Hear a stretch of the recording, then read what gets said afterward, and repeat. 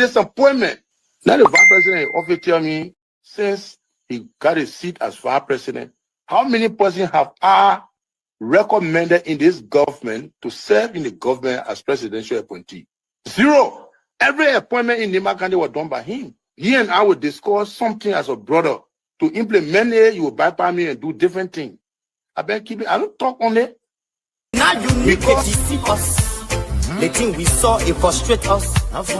So why can't you lie? Why can't you steal? Why can't you allow the citizens to be? You see, we just tell you that why we vote tell you.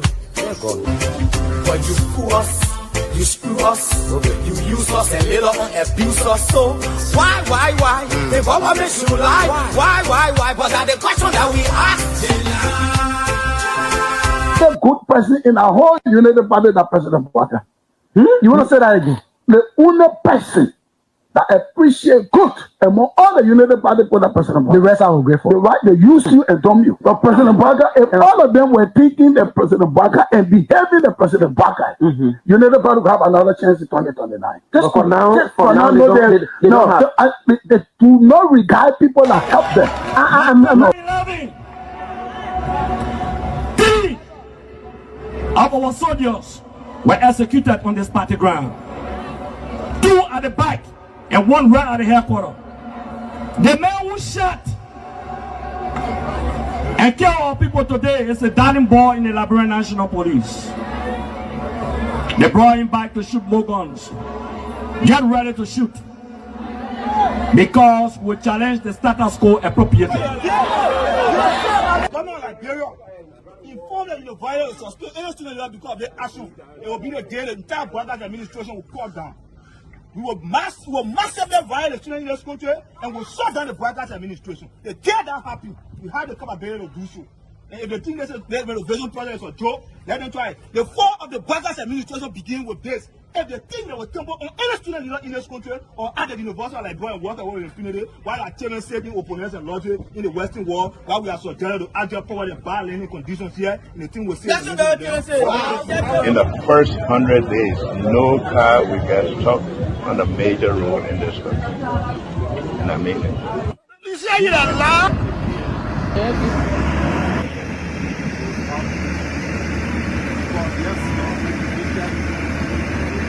It's going down. First floor. There you have it. That led to decades of war still run deep. But so too does the longing for reconciliation. A reconciliation defined not by political bargaining or by an artificial balance of power by tribe, region, religion, or ethnicity, but by the equality of opportunity and a better future for all Liberians. Bwaka can lie, the government, all the ministers in the government, they can lie. You know, they put all hustle, they put hustle, they lie. Everything they say, they never say the truth. Today, the supporters of His Excellency Joseph Bwaka presents him as a poor man from Lofa, and I said that he will understand the plight of the poor people. Fellow Liberians, do not be fooled. First President Bwaka is not poor like you, not even as me. As Vice President, his office received more money from the government budget than any other Vice President has received in Liberia's history. He has enjoyed some of the best and most lucrative government jobs. First of all, there's this, what I call sort of vicious lie about the fact that Mr. Kobe is gay or brings gay lifestyle to Liberia. It's complete bullshit.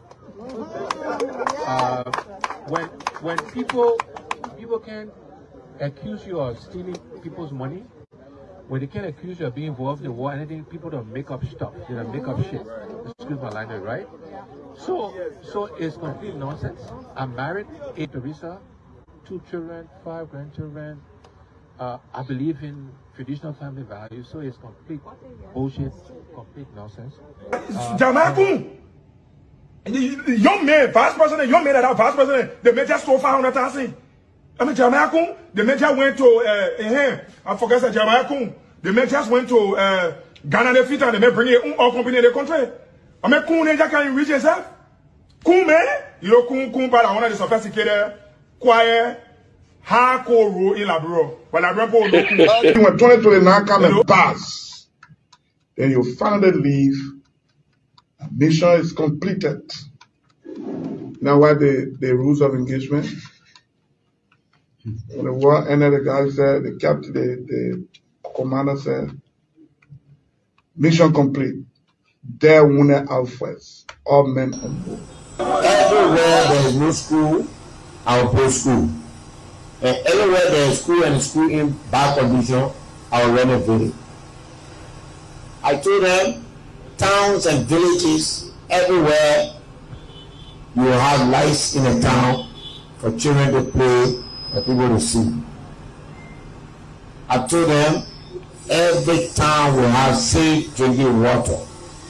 If Charles Taylor is the problem, he will be out of here in the twinkle of an eye. And I say, let well-meaning Liberians come home. If we respect this constitution, a government formed in Accra is a violation of Article 1 of the Constitution. Let them come home. Let that government be formed in Monrovia. The government that capital road, small, B road, all kinds of the place. I think the reason Joseph Boakai will not do much because the old man, the papa is suffering. The papa loves the country, but he can't make it. The criminal there around him, they sophisticated than him. They are sophisticated criminals, so they can't make it. Your league Costa, God knows how to pay people. It's just simple. Costa that accused everybody but himself. Everybody, Joe, we join, we accuse Joe, he killed Joseph Boakai. Boakai still living. Joe, no, you leave better. He made me senator. He almost made Joseph Boakai president until he screwed up. We gave God his glory. Yeah. Well, Boakai, when he screwed, he said, oh, we don't want to make sure we will fought for him to be reconciled with the president. And then the people who fought for him. Look, Yoli Costa, you come. And Costa was in a podcast, he said, they don't been calling me. Okay. The time you were calling me for me to kind of Boakai, did I put it on radio? That immaturity to do what he talking about. And I no, son, guarantee you, when we finish, there will not be a winner or the loser. Today we all wear the jersey of Liberia, and the victory belongs to the people, to the peace, and to our democracy. As we begin to build upon the foundation of this new Liberia, I, George Seleke Kromah, the new president, will first give thanks and praises to the Almighty God for the blessing He has bestowed upon our country. And I say, my people, thank you, We elect 85 irresponsible men what happened to our country. We elect 85 irresponsible men to govern this country, not to be very irresponsible.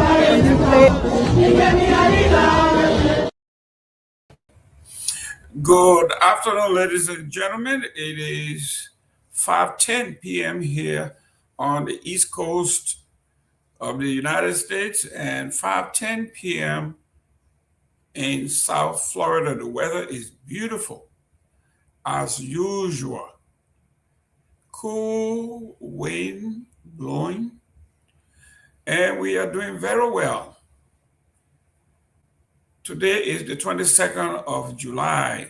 In a few more days, it's going to be July 26th on Sunday, 2026, Liberia's 179th birthday. So we are going to be celebrating, and we are in our celebratory mood. Grand Bassa County is the host of this year's celebrations, and the Bassa people are upside down. They are happy and ready to welcome all the children of the Republic of Liberia into one of its own counties. Grand Bassa, one of the original founders of the Republic of Liberia, we are grateful. On the home front, the House of Representatives has adopted a $95 billion budget to fund the Iran-Iraq war, the U.S.-Iran war, and other White House priorities. $95 billion. Wow. That's what's happening in these United States. In Liberia, the country is upside down, awash in drugs. According to Front Page Africa, the front pages of that paper and other papers says the drug cartel has been unraveled. Over 3,971 kilograms of cocaine worth, they say $318 million was seized again. Colombian, Serbian, Liberians arrested. Colombia, South America, Serbia, Europe, and Liberians arrested. Colombians. We are going to look at some of the reasons why Judge Feka overturned towards acquittal order arrest of all 15 of the jurors. This is an attack on the CDC, says Nagbe, as a defense lawyer condemned Finabono's detention. That's Honorable Nagbe, Eugene Nagbe, defense lawyer. From our studio, it says the Supreme Court of Liberia has ordered the release of former Executive Mansion Chief of Protocol, Nora Finabono, from the Monrovia City Prison, pending a conference on August the 4th between the defense, headed by the well-polished lawyer, former Associate Justice Marka Watkins Wright. Marka Watkins Wright. On one side, and on the other side is the Ministry of Justice. And on the other side is the arrest agenda. And that arrest agenda will be represented by the Asset Recovery Team. Clive Martin,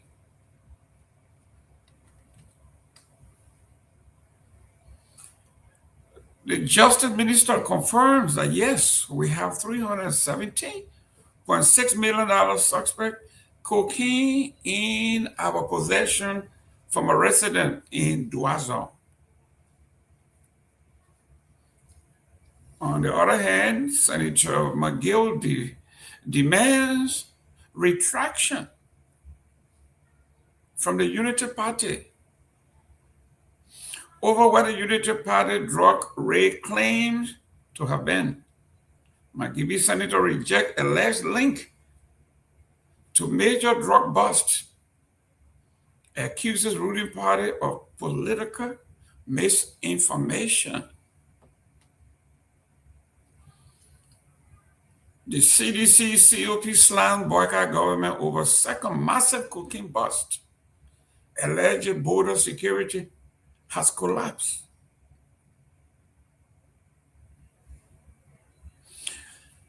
George Usman F. Fakar's decision to vacate the acquittal of former Finance Minister Samuel D. Tuet Jr. and ordered the arrest of 15 jurors may come and has become one of the most consequential judicial rulings in Liberia post-war legal history. We will dig a little deeper. The Unity Party usually expresses frustration over slow pace of the $19 million drug investigation, calls for dismissal of any official fund implicated. If you are joining us by way of Freedom FM, we say welcome. Care Radio, we say welcome. If you are joining us by our parent company, Truth FM, we say welcome. Share the show. Let everybody know that we are here to discuss the issues pertaining to what's happening in Liberia, and we want you to have a say-so. As long as it is not about gossip, as long as it is not personal, if it is substantive, you will have a chance to carry on. We are asking you stick to the topic, respect the offices of our government, whether you like who is occupying our position or not. The office of the president, the vice president, these are sacred offices. And we need to restrain ourselves when we are discussing these offices. Stick to the subject matter, stick to the point. If you want to be regular, you have the right to be so, without being vocal and degrading. Stick to the point. You have enough to talk about. There's no reason to drag yourself into the gutter when you have legitimate issues to talk about. So let's share the show. Welcome all of our friends and families. Let me do this as we speak on my show, because there's a gentleman here by the name of Joe Manjala. When he comes on, before he comes on, he goes to my page to see whether I have shared the show. And I usually do, because if I don't, he will take me to task and say, how do you want us to share the show and you have not even shared the show? So I just did on my page. So guys, please share this show. Let your friends and brothers know that we are here to talk issues and we mean business. If it comes to this platform, you hear we are associated with Truth FM. We'll tell you the truth. And we are also associated with one of the other news organs whose name derived from directly our Constitution, the Liberian Constitution. One of the pillars of our Constitution is freedom of speech. So we have Freedom FM, where you are free to speak truth to power. Let me welcome Junkies Morris, Freedom FM 87.9. Welcome, and welcome your supporters and your listeners to identify yourself and your radio station. Go ahead, Chief. And so good evening, Mr. Jerome Gayman. Good evening to our many listeners and our value social media followers. I want to say welcome to the show. This is the May week's edition of the program, the closing argument, and we are live here on Freedom FM 87.9. And my name is Junkies Morris. And quickly, since we have a lot of talking points on our plate for tonight, we will quickly recognize a few of our viewers who are following us via our Facebook stream and our YouTube channel. Kotu Brown, Vinicius Bar Jr. is following from Nuku Town. Emehamo is following from Clark City, that's Magibi County. Mahawa Son is also following us here from Banga Bon County. And David Williams is following from Colorado, the United States of America. Why Maxwell Alfonso Dan is watching from Banga. Session Harris is following via the radio, and other value listeners that are following that we are not able to name. We say welcome. This is the closing argument. And today is the 22nd of July 2026. Welcome to the platform. Mr. Jerome Gayman is back to you. Freedom FM 87.9. I'm Junkies Morris. Welcome. Myean D. Torgbean is also here from True FM.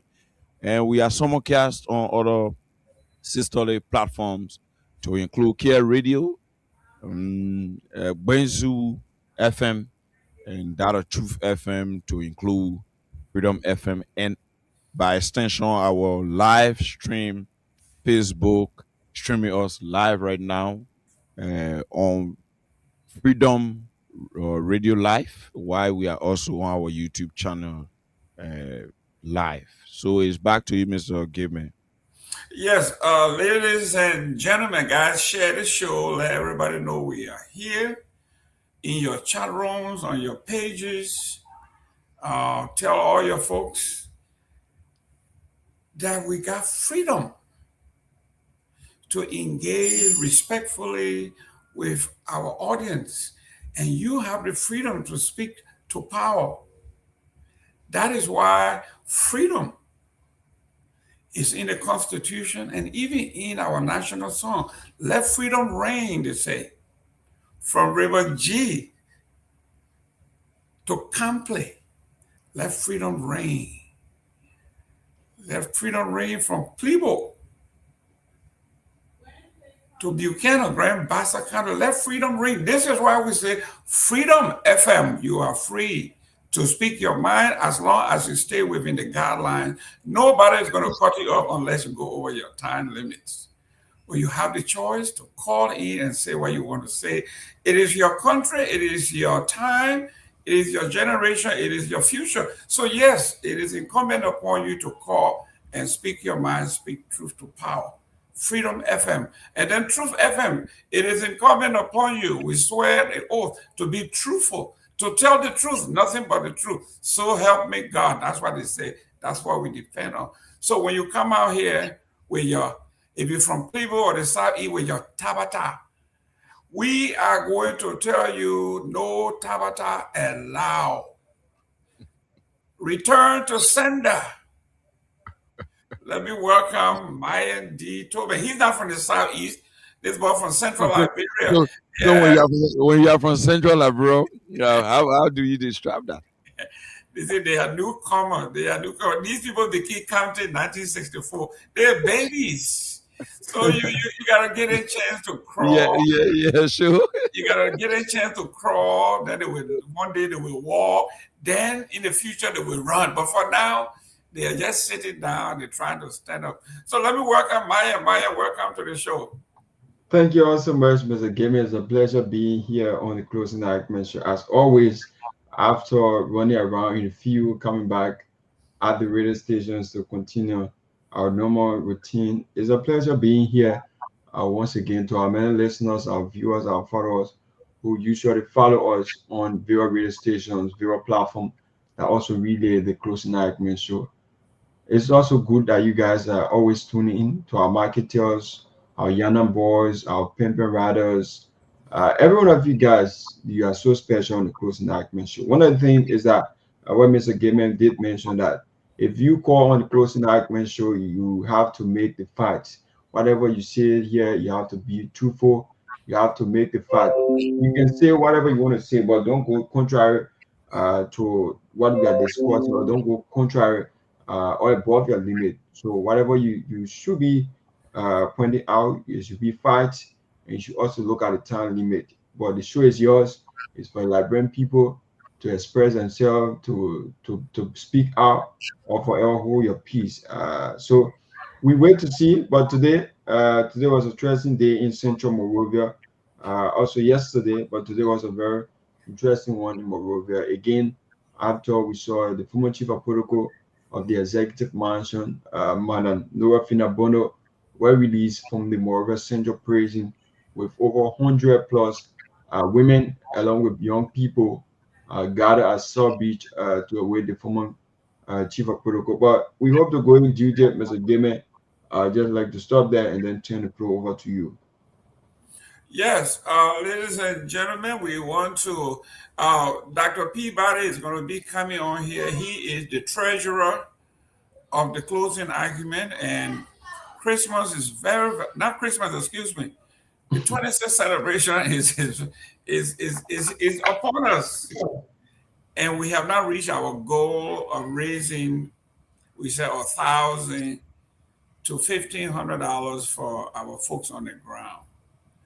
So we are asking you, I think we are up to, let me see how much we got here. We are up to $850. So we will be $650 off our target. We still got time to do so, to make sure that Myean and junkies and these guys who are running all over the place. Can you imagine our journalist was in prison today? They were in prison, or they were at the prison. They were there to make sure that they cover the news. They go everywhere. I mean, they were, some of them were trying to sneak into the prison. They weren't allowed them, but we could see some of the stuff they were doing. So yeah, these guys and girls, they take the risk of going to jail. Some of them scared to go home at night. They are doing it just to bring you the news. And in Liberia or anywhere where you talk too much about the government, they try to squeeze your neck, choke you, strangulate you, physically, emotionally, financially. They will make sure you don't get nothing to eat. When you go home, your little girlfriend, your wife, or your significant other will tell you, Daddy, what you brought home today? And there's nothing in that bag. And if you want to actually disgrace a man, make him useless as the head of household, if he cannot support his wife, his girlfriend, he cannot make contribution to his own life. Your women out there, you know what I'm talking about. You know if your husband or your boyfriend don't have money, you know how you treat him. You disrespect him. He can't say anything. We're talking truth to power now. We're talking truth to power. He said, don't go out tonight. Who are you to tell me not to go? You can't even buy me pepper color. You will tell me not to go. I beg you, yeah. Oh, now how are you going to treat me? Yeah. So we are saying, when our young reporters go home tomorrow, latest Friday, they should have small things for their family, for themselves. Most of them are young men. So, I can't say they have wives and girlfriends and children. Some do, many don't. Nevertheless, they deserve our largesse to say thank you for what you are doing for us, for this platform. So if you're into Cash App, it's the $ TCA 2500. If you have Zelle, it's 678-438-3003. And if you want to do WhatsApp, it's 0888-297-311. If you're doing Orange, it's 0777-649-986. And the name in that column will be Myean, M-Y-E-A-N-D, Torgbean. Or if it's misspelled, you can say M-E-A-N. It doesn't matter, that's why it looks like over here. Your people in Liberia, you got spelling business, you got issue with spelling. Sometimes I go over there, they spell the name all kinds of ways. And then if you don't get it, they want you to get in smarting before you get your own money. Amen, Liberia. That's the country. But yes, please do us a favor and do as much as you can to be generous to these young men and women. For those of you who want us to bring more women on, listen, the thing these guys can go through to bring us the news, we don't expect our women to go through that, jumping over fences and people pushing you, knocking you down and all that. So we would like for our women to be paid handsomely and be paid on time. So we are asking you, if you are a government official, we talk bad thing about you, but if you want to make a general contribution, that's fine too. We can't praise you before you gave us something now. We're not saying all of your crooks. No, they got some very decent people among you. So do contribution. I know you say I can't make no contribution with that junkie man always talking about CDC or he always talking about Unity Party. That man never say anything. I ain't sending you 1 cent over there. But soon junkie say something good about you, you start talking. So you know that's how it is. But this is what we say. Whether they talk good thing about you or not, just be nice. The media is good. The platforms are good so people can actually be heard. You don't want people chasing you at night as a government official. There is a video trending where the people in Nigeria ran after their lawmaker or senator. They chased him down to physically beat him. He had to run, and the people had to push him in a pickup truck or something and speed away because he had been such a disappointment, and the Nigerians don't play. We are not doing that in Liberia because if we were doing that in Liberia, a lot of you will be whipping your senators and your representatives. But Liberian people will civilize, and we don't want to get to that point. So give us some small thing for our people. If you are a radio manager, you are a business person, Metal Steel, you lock in Basa, Firestone, if you are listening, support the cause, support freedom of speech, support the media. We don't have the money to pay these guys handsomely like they do in the West and other countries. We do this twice a year, 26 and Christmas. Yesterday, one of our ardent supporters made a suggestion. He says we should not be doing this every year. We should develop a business model where we have fund available, where, when time comes, we shouldn't be using you guys need to raise funds. They work hard, whatever we generate on this platform, percentage of it should go into reserve where these guys can get their Christmas bonuses, their 26 bonuses, and we don't have to be using the name to raise money every year. And I agree with that person. In fact, is Honorable CFR Dix, one of our greatest supporters, analysts, panelists. He has said that we shouldn't do this every year. So we need to develop a business model that whatever we raise, whatever we do during the year, percentage of that should go into a reserve. And we are looking at that. We are looking at our business model. It's a great suggestion. So CFRDs, wherever you are, thank you very much. This is what we are talking about. We are talking about constructive criticism with suggestion as to how we can do that. So I'm going to be calling on our CFRD. He has some ideas. We're going to put it together and make sure that we don't use the names of our employee twice a year to raise money. We've been here a couple of years now. We should have a business model. And I agree with CFR Dix and everybody else that were texting me. So I'll tell you what, this is the last year we're going to do this.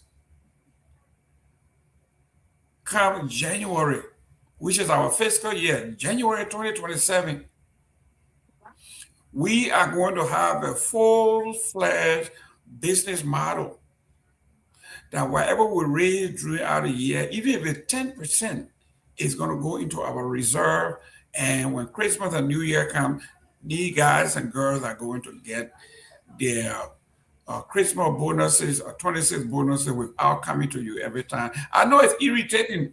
You see me, I don't like to ask people for money. But when monkey jam, they eat pepper. And what do people say about the monkey jam eat pepper? Let me work on Dr. Peabody. Dr. Peabody, I'm monkey today or I jam, so I'm eating pepper. I'm asking people to give me money. No, right? I know we good to see everybody. Good to see everybody. On this edition, yeah, I know. I follow that. It's a good idea that we can have that kind of model where we can save funds and then be able to tap into it every year and give it. But my thing is, people don't.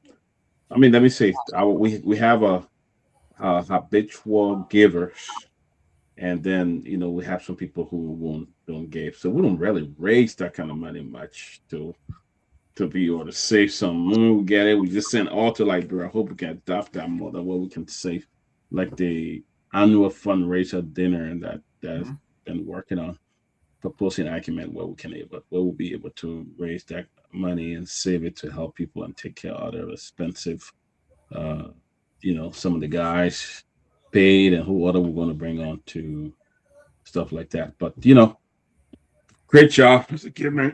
Good to see you, and I hope we can give to just help. We want to send some help by tomorrow to Liberia to help some of our reporter who work with us. We want to do that as well. Yes, guys. So throughout the day, we're going to be announcing the number. Like I said, the cash app is the $ TCA, like in our name, the closing argument, TCA 2500. That's the cash app. For Zelle is 67. Let me note that today let me just name a few people that have paid. Just to make sure. I just received another gift from Professor Kennedy. So let me just to dignify and for accountability purposes, let me just list a few people that have paid, so we can run into that. We had the president, general manager for the old-timer team of Delaware First State, the Myean giver Kehleboe. He sent us $200. We had Robert Garguah. He sent us $175. Nora Hope sent $100. Mr. Gayman sent $50. I gave $50. Sarah gave $50. We have the leadership of the Liberian Association of Delaware. They sent us $200. Mr. Bayou sent us $50. Professor Kennedy sent us $50. So we are moving right ahead. We are probably at about $850 right now. So we want to raise at least $1,500 by today. So I know we can do it. But check my own. I think I said something though. Timothy did. What you said? Cash App? Yeah, Cash App. All right. Timothy, I hope you sent it to the wrong place. Tomalin, we want to thank you. Yeah. Your daughter just graduated. I know you went through that. Tomalin, you didn't send me your daughter's number. I'm not trying to be fresh, but can you send me her number so I can send my contribution to her? And your dirty, like old man then trying to roll me out. You know what? About all the children I noticed, all the kids Mr. Gayman are graduating, their Cash App, they get where and check on money. Of course. Money. Then she said, Daddy, this for college. I told you how it work. Listen, she's a black Jew. Don't let nobody check your money. Check your own money. My daughter say when she graduates from when she do her master's, she's gonna have another party because when she got her bachelor degree, she got over 8,000 to 9,000. She said, I think I'm gonna have another party for my master's degree. I will keep going to school and keep having graduation, right? Hey, but when the children are doing well, you have to encourage them, right? Yeah. And our parents didn't have it, but it did. What it did was, you cannot put monetary value on it, right? So what it did for us, it was worth $1 million and even more. Yeah. So for the young kids who have never experienced hard time, Daddy has always been there. So yes, we we have to do the best we can because we want them to do better than us. God knows it's been tough living in this country. To actually work hard. That's why the people run. George, I got you. We receive you. That's why the people run and go to Liberia to go steal. We don't want to steal nobody's money. We want to work hard, have our own sweat, and then we take it, and we want you to appreciate it. When you go to Liberia, they will tell you, my man, send me small thing. No, there's nothing. There's no such thing as small thing. I work hard. If I send you $25, it's hard-earned money. Don't tell me small thing. If it was small, how can you get it? People, man, y'all, let's bless these guys. They right now is about 9 something Liberia. Junkies Morris is he's in his studio, and he got to go home. All the guys they sacrifice for every day. Let's do our best. Some of the guys are going to be coming tomorrow. They're going to Basel tomorrow for the program. The program is not an easy thing. And then it's rainy season too in Liberia, I think. Is it rainy? And they're going to be there for 3 days. There, so we got the guys that bless them tomorrow so they can go and take care of their family before they go to Basel. That'll be a blessing to them. I remember those days when in Liberia, Congress coming here. You know, they will send a list. At that time, not many family members were in the state, so the one that was here will send a little money and listen. Everybody there. They come. That time we was ready for this bank Meridian Bank. They already have Western Union here. Oh yeah, Meridian Bank. Everybody don't count. They $10, $15. The line would be so long. And all those days, so you know, and that's why I came to the States. I know what people go through Liberia. So now when people ask you, you know, before Mr. Gayman, quickly, right? When I ask my for money, I say I need a amount. They say, but money, you gotta wait there, maybe 2 weeks. I say, 2 weeks, I need a thing. But I'm the person that will pay the mortgage or the rent. Yeah. They pay together, and someone will take care of other stuff, you know. So I gotta understand when I say, okay, I understand when the poor men are doing those days. You know, one of my friends, he just told me something. He said, check your visa. Yeah, visa. Once I called in, I got out money. I thought stuff got out in that was 99. So I was going carry through the call. The guy was charging me $5 to call for 5 minutes, my man. Yeah, the guy in Maryland answered. So I had this when I call. He said, my man, he said, I can hear you. I said, my man, I can hear you. My father didn't go. I can hear you, man. I said, I can hear you.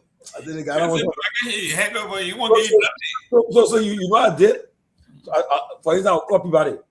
Peabody, my man, look, I got my visa. I just need $500. Oh, I need for you. I said, I got $500 today in the States. He said, quick, I'm going to represent me. Because I have my ticket mile, right? But I want an extra mile to do other stuff too, man. But man, poor, they're drilling me. But thank God there was some good folks here who took care of me, man. And then my late father told me, say, Tomalin, you going January at winter time. He said, I went to school in America. I went to the police academy there. Do not the way you dressing. And I said, Papa, I'm wearing my African suit, man. Okay. Then when I got to New York, the couple coming from me from Connecticut, he kept missing the road. The man, the co were killing me. I said, damn it, yeah, I read it before you. That's right. That's why you gotta listen to the veteran. Yeah, you know. But, for Kennedy, man, I look forward to seeing you this weekend for Prof. Kennedy. I'll be in Delaware for the 26th. I'm sure I will see you. For the Kennedy, I'm sure I will see you before. When we get there, I'll look for you. I'll be there Saturday. Yeah. Great.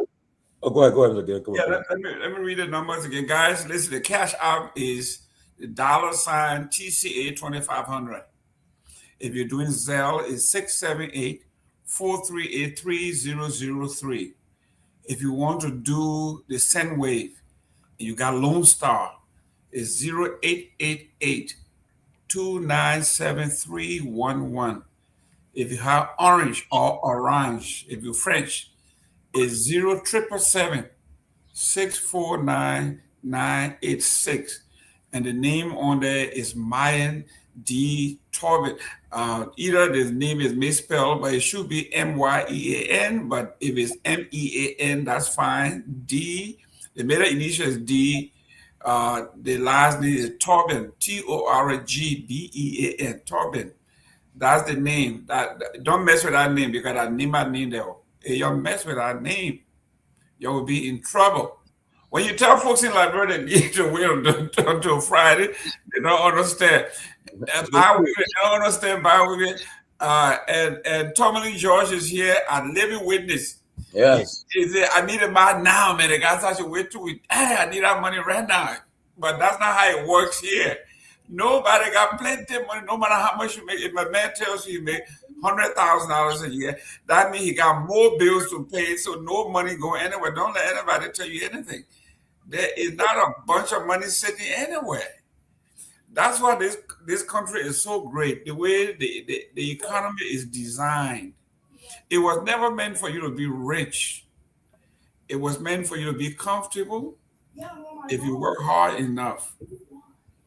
But it was never meant for you to say, I'm going to America to be rich.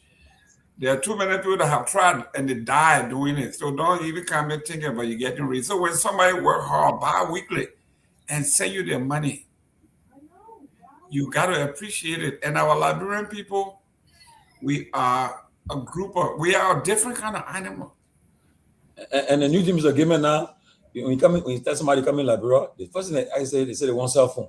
Yeah. You be lucky. They say they don't say cell phone. They say bring more iPhone. They don't say cell phone. They tell you the kind of phone they want, iPhone. But you know who helped me? Pewee showed me a site, and that site they call it DigiCycle. You go on that site, Mr. Gayman, the iPhone 15, iPhone, it's used, but what they did, they made it a little brand new. Yeah, to refurbish it. Yeah, refurbish the phone. I told most of the phone I brought on going in November. I took it, people got iPhone today from me. Yeah, it's saying this 3 and change, but you in Liberia about 6 something. So it's saying it's saying 3 something, 2 something. That's what I took there. So most of when I'm going again this year, I'm gonna take most of that phone. Okay, most of it and care for family and folks that But yeah, I mean, it's a blessing to be in America. I tell you, it's a blessing to be here. It's a blessing. I know how many times. I know the first time I tried to come, I wasn't. I don't know how to call it. What I did now because the man he never sent my book. He just told me, he said when you get to the conference, it will be late, so no need to give you a visa. So we said, thank God he gave our books to all we left on that. That the guy, our Beaver, because one of the guys was at the time. And mind you, but the second time coming up, they have four of the people, they pray people in a white dresses. So I told the lady who she got a visa, I guess she they buried on Saturday, my former boss. Man. Yeah. So I told her, I said, Jeanette, they put in that the four put in, we get in the thing, and we the one with the call, they put that golf ball. Hey, I put it denial for them. That's right. When we got there, the man saw the thing, the man said, oh, he just said, oh, because the Surgeon General of the US, Dr. William Satcher. Yeah, he the one they invited for the Q&A, waiting for the conference. The man saw it, he said, oh, I'll see you on Thursday. I said, that's right. I left that place quietly. Yeah, I said, I didn't get the place quick yet. But it was the day was tough. It was tough to come here. It was tough. But Dr. Peabody, if I told you that I ever went for a visa, I would be lying to you. Never saw the American embassy.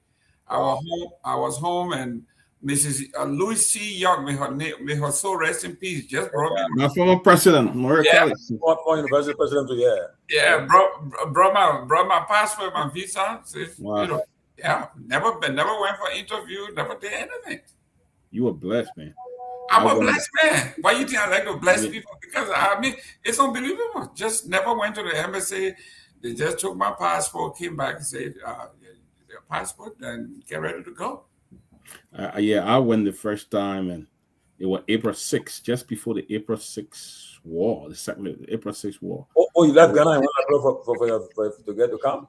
Yeah, so when I went, they actually denied me. They said they couldn't get me a visa. And then right after that, the April 6th war came. And then I went back to Ghana. And then the second time, they had they found a university for me to go to. So I got a full ride into a university in Georgia called Truett McConnell. It was a 2-year college, Truett McConnell College. So I went back to Liberia after about 7 months. And the counselor I still remember, the guy looked at me and said, how did you know about this school? I said, well, folks who selected, he said, it's a very expensive, good school. I said, yeah. And that's all he told me. He said, come back and pick up your visa. And that was the end of the struggle. Came straight to, went on campus and was so, I was in a culture shock when I walked on campus because I saw all my friends, everybody had cars. Everyone of them had cars. I would go into soccer practice. I thought it was fun. I thought folk were it was some kind of game they were playing. But we go on the soccer field, all those picking drive, every other kids got their own car driving in the soccer field. I was like, what is this? Like the guy like, Henry, you want to ride with us? You want to ride with me? I'm like, everybody got a car. I'm like, I can't believe this. I thought you couldn't drive too. I could drive. I learned how to drive in Ghana. But the fact is, how everybody got cars. Everybody. The guy when I was trying out on the soccer team, everybody had a car.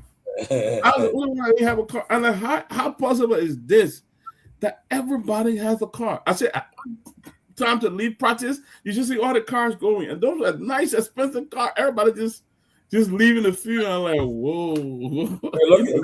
But Mr. Gayman, I had, because I got my visa in November of '99, but then they had this thing in Liberia. They said the Y2K the new millennium, right? Yeah. So they said any plane going in the air, the plane was there. It was fun. Because of that, we refuse to fly. We were not taking our risks. So now in January now, I have 23 days left. One visa to expire. When I came Air Afrique, I know I forgot. Yes. Air Afrique, bro, straight to Cote d'Ivoire, and then from there to JFK. Yes. Wow. It's a blessing, man. That's good. For 26 years since then. It's all right. I got a young person here. Say, "Hey, Willie T City, happy Independence Day to you, Uncle George. It's me, T-Boy. T-Boy is on here. I want T-Boy from Police Academy. Are you?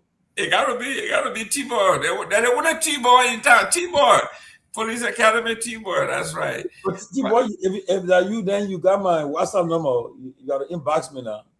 That's right. T-Boy, go ahead and call him for 26. All the guys that come here for 27. Right? Somebody called me today and said they made a mistake. Did you made a mistake and dial my phone? I said, yeah, right. He said, but say I got you now, say Miss Money. So guys, ladies and gentlemen, let's as we go through the show, please help us out. Send some money to these folks. And any story you want to hear will tell you how we got here, how we stay here, and how we have made it here. And through our own experiences, you can learn how to make it here and even how to get here. Because everybody you're talking to here, they came here honestly. Yeah. Honestly. If they deny you, fine. God time is the best. Keep trying. Keep trying. Never. Remember that song? Zach and Jiva, just keep on trying. Trying, man. That's what it is. But guess what? Everybody that comes to America or that came to America, we came here a different way. And I know a guy that was living in my community when I was growing up, going to Bassett High School. I saw him in Newark, New Jersey. He came and I ran to him, I hugged him, I called him, I said, how you doing? He said, oh, that the knee I used to heal. So I couldn't believe that I'm looking at a whole different personality. This guy said, he called it and said, but are you? I never knew this was you. He said, my man, forget it, just call me that name. What's this, man? Yeah, then there's another one. I went to a birthday party to another man who and my older brother were going to work in Lamco. I saw the man was celebrating his 50th birthday. This guy was almost 70. Wow. I said, what, your 50th birthday? He said, yes. The different ages. Yeah, so he said, my man, I'm American age. So I told him, I said, you know what you did to yourself? That means you will work until you die in this country. You will never retire. Wow, they came as diplomat. Wow, patience, yeah, man. Oh, but patient got patient. She's a diplomat. So here you are. You can see how patient low. I should not be diplomat. That's right. Patient simmer. I say, hey. Right. So when you come here and you reduce your age, that means you will never retire, because if you reduce your age by 10 and you're supposed to retire at 67, that means you will work until you be 77 before you actually retire. And you may never retire. You will die before you retire. That's the disadvantage. Yeah, but they had this guy in Rhode Island. I think he came, but then when he came, he had to go to school now because the age he came with. So the train running, and the man running, he just breathing. People said, no, this guy, he breathed too much. I found what's going on this.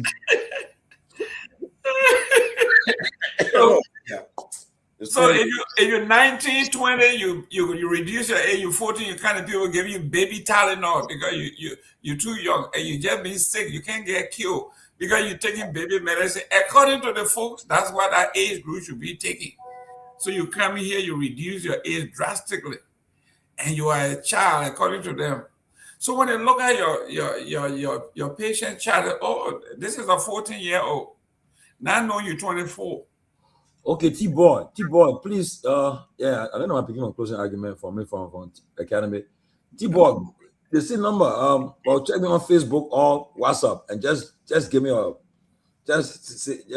holler there. So, Nora Ho, you are a diplomat. Hopefully, you are a rare Nora hoax, and you're not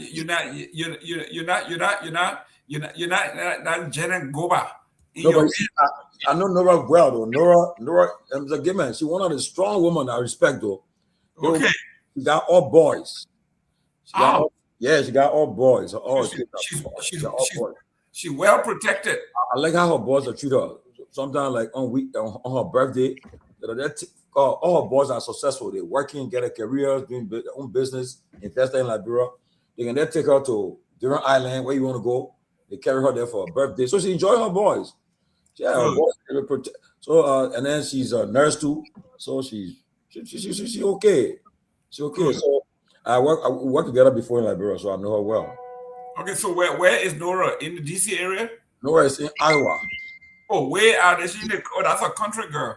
Yeah. Nora, you are a country girl. You in Iowa.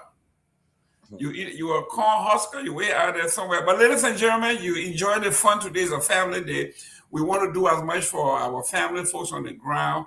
Please help us as Liberia celebrate Independence Day. Across the world, we want to help our employees on the ground. You know, one thing I've always told my folks, I have had employees. I had 3 employees, Dr. Peabody, since 2001. Since 2001, she been with me 25 years. This November, she will be with me. 3 of them. Wow. I got 18 full-time employees. Only 2 been here less than 10 years. Wow. That tells you if you take care of your employees, you take care of these folks. Where else they will go? Yep. When I'm not here, I'm in Liberia. Last time I spent 6 weeks in Liberia. Mm-hmm. Yep. What else? You got people. That's why you call trusted partner. That's trusted people. Loyalty pays, guys. Yep. Loyalty pays. Be honest. Yep. Honesty. Some people you can't even trust them with $100 ready to steal. That's my other employee. She had some health issues. Her doctor told her she was going to be out for 8 weeks. She had met with me that long. I said, you know what? You want to get your full pay for 8 weeks. Yep. That's how much you have vested in what we have done. She was shocked. Yep. But that's how it is. But guys, please help us out. We want to be loyal to our folks on the ground, the young folks on the ground. So when you go home tomorrow, you know what my Ellen used to say, right? When Papa come home, what she said? What was the thing she said? When Papa come home, something got to be in a plastic bag or something, she said. Junkie, can you help me out? Can you remember what she said? Yeah, she said she said I may not be verbatim what she said. Papa can't come home because before Papa reach home with a plastic bag, Papa have passed plenty of places. So I hope Papa over there. So we want to tell the young folks on the ground, please don't pass too many places. Yeah. Just take it to one house.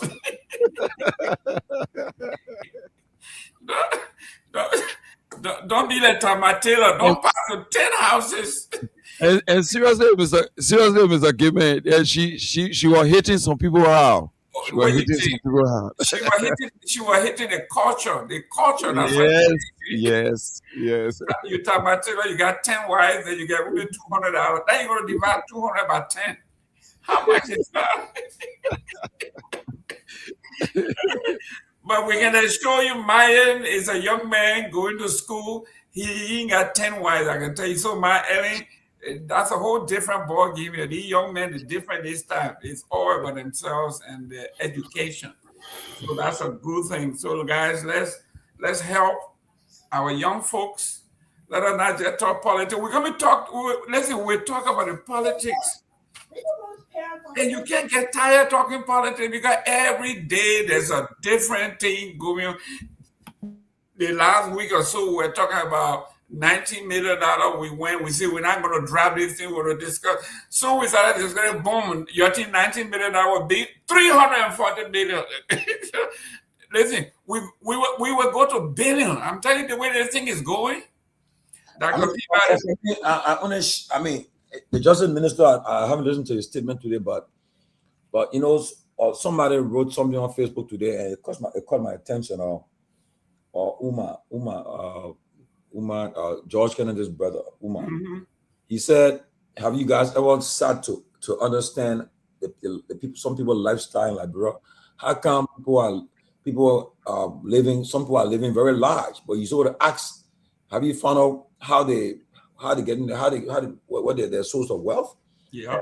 Because like I went to a home in Liberia, and the person whom you were taking the person is somebody. The person is not in government. The person not even doing business. But you can't ask too much question. They were having something was going on there, and somebody said, "Let's stop there." The person said, "Must stop." We stop there. Person in a compound, man.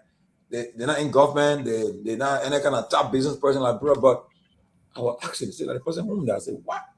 The person, it's not like the person lived in America before though, or anywhere. The person, but the question the guy was asking today, some people, the way they live, the kind of cars they drive in Liberia, their lifestyle, you have not, and you just think it's normal. So that's why you see in America, the minute you send an amount of money or check to the bank, they raise eyebrow. The first thing they will say, they won't find out whether the man either won the lottery or something. We deposit that kind of money, and the next thing they start checking right away. They have to find out whether how's your source of income and so forth, you know. So, and that's one of the things the John security need to be checking on. And the thing that bothers me is that the people, they keep like talking to somebody today. One of the folks in the government today, the security person, they said, "Look," they said, this thing is not just ordinary person. People in the various branches are involved. The executive, the judiciary, they are connected some way. Look at $300 million worth of drug thing is just normal, you know. And until they get decided around in the real people, then I start calling names of people. And when they start calling names of top officials who are involved, and the president said, "Tomalin, this thing is not only the recent time. No. It's been existing since early time. Yeah. They've been existing on the last 3 administrations. People are involved, you know. So it's not just one administration that inherited this thing. So that means as they continue, they have the network. Yeah. The cartel network, and I don't know whether they will dismantle it, whether they're going to. They say dismantle it, but I don't know yet because I was told as I come on the show, they say there's another search going on at Royceville. A place called Royceville. There's another catch of drugs there too. I know. So we just gotta pray for our country because Liberia I don't know what people are saying it's a narco state. Some people are saying, but again, it depends on how the government will handle this. How do those who involved will be prosecuted? They should release the people. I see people who the people that are struggling. They arrest the woman and said the woman was phone with. Come on, man. What a woman just gets something which she get out to sell it to boys in the area there, but the people that got the big stuff, they won't see handcuffs. Won't see them, you parade them, but they come on people alone. The people are struggling. The main people that bringing it in the country to destroy our people, you're letting them go free. Yeah, but Dr. Peabody, we've been talking about this. Can you take the flyer down? I got it here. I will be reading it out. We are talking about Liberia has, just imagine, Buchanan has the second largest port in the country. When you go over there, we don't even have security there. Okay? Buchanan, the port of Buchanan. Then talk about the port of Sino and the port of Maryland County. Do you know what's going on in Maryland at that port? Where people can come with their canoe from the Ivory Coast, come right across the water. Forget about Greenville. Who knows what's going on there? Then you're talking about we want to they want to decentralize the port so the drug people can have a haven everywhere else outside of Monrovia. They will build their own airstrip. And for y'all got airstrip. When the president flies there, he goes there, he got airstrip there. Right. When you think that who over there to manage that airstrip? Yeah. Go to Grand Basakana, we got an airstrip there too. Do you have anybody at that place to call? Nothing. People just do. So this thing they're talking about dismantling, the government people like the fancy words. Dismantling, we're going to dismantle. Have you come up with a blueprint or strategy as to how it's going to be done? Have you identified how many drug posts in the country? Have you identified all of these things? To dismantle something, you got to know where they are. Yeah. You have not spoken to the country to let us know, listen, our intelligence shows that Bassa is a hub, Sano is a hub, Greenville is a hub, Maryland is a hub. We know where they are coming in, how they are coming in. You don't even want to tell her how their drugs, their particular drug you busting, how it got into the country. Yeah. This is how dishonest the whole thing is. The first group of drug people, you say you grab the King brothers, you parade them in the street. Then you don't want to tell us how the drug got in the country, who owns the drugs, and what are the other names? There were 6 names you said because of it. Yesterday, I think Dr. Peabody made a mistake, but maybe it's a link. Now everybody running away and say, "Oh, there's a link." To the 19. Yeah. So I said, Peabody get your bone through you guys a bone. Now you're running away. They say, we can't call it name because there's a link. It is because of the $19 million and those 6 guys that we are hiding. They didn't want calling the other people's name. Can you imagine the kind of dishonesty? But let me go to junkies. Let's talk about what's trending in Liberia. I know Finabono is trending. I know the drug issue is trending. I know Honorable Eugene Nagbe came out today and said something.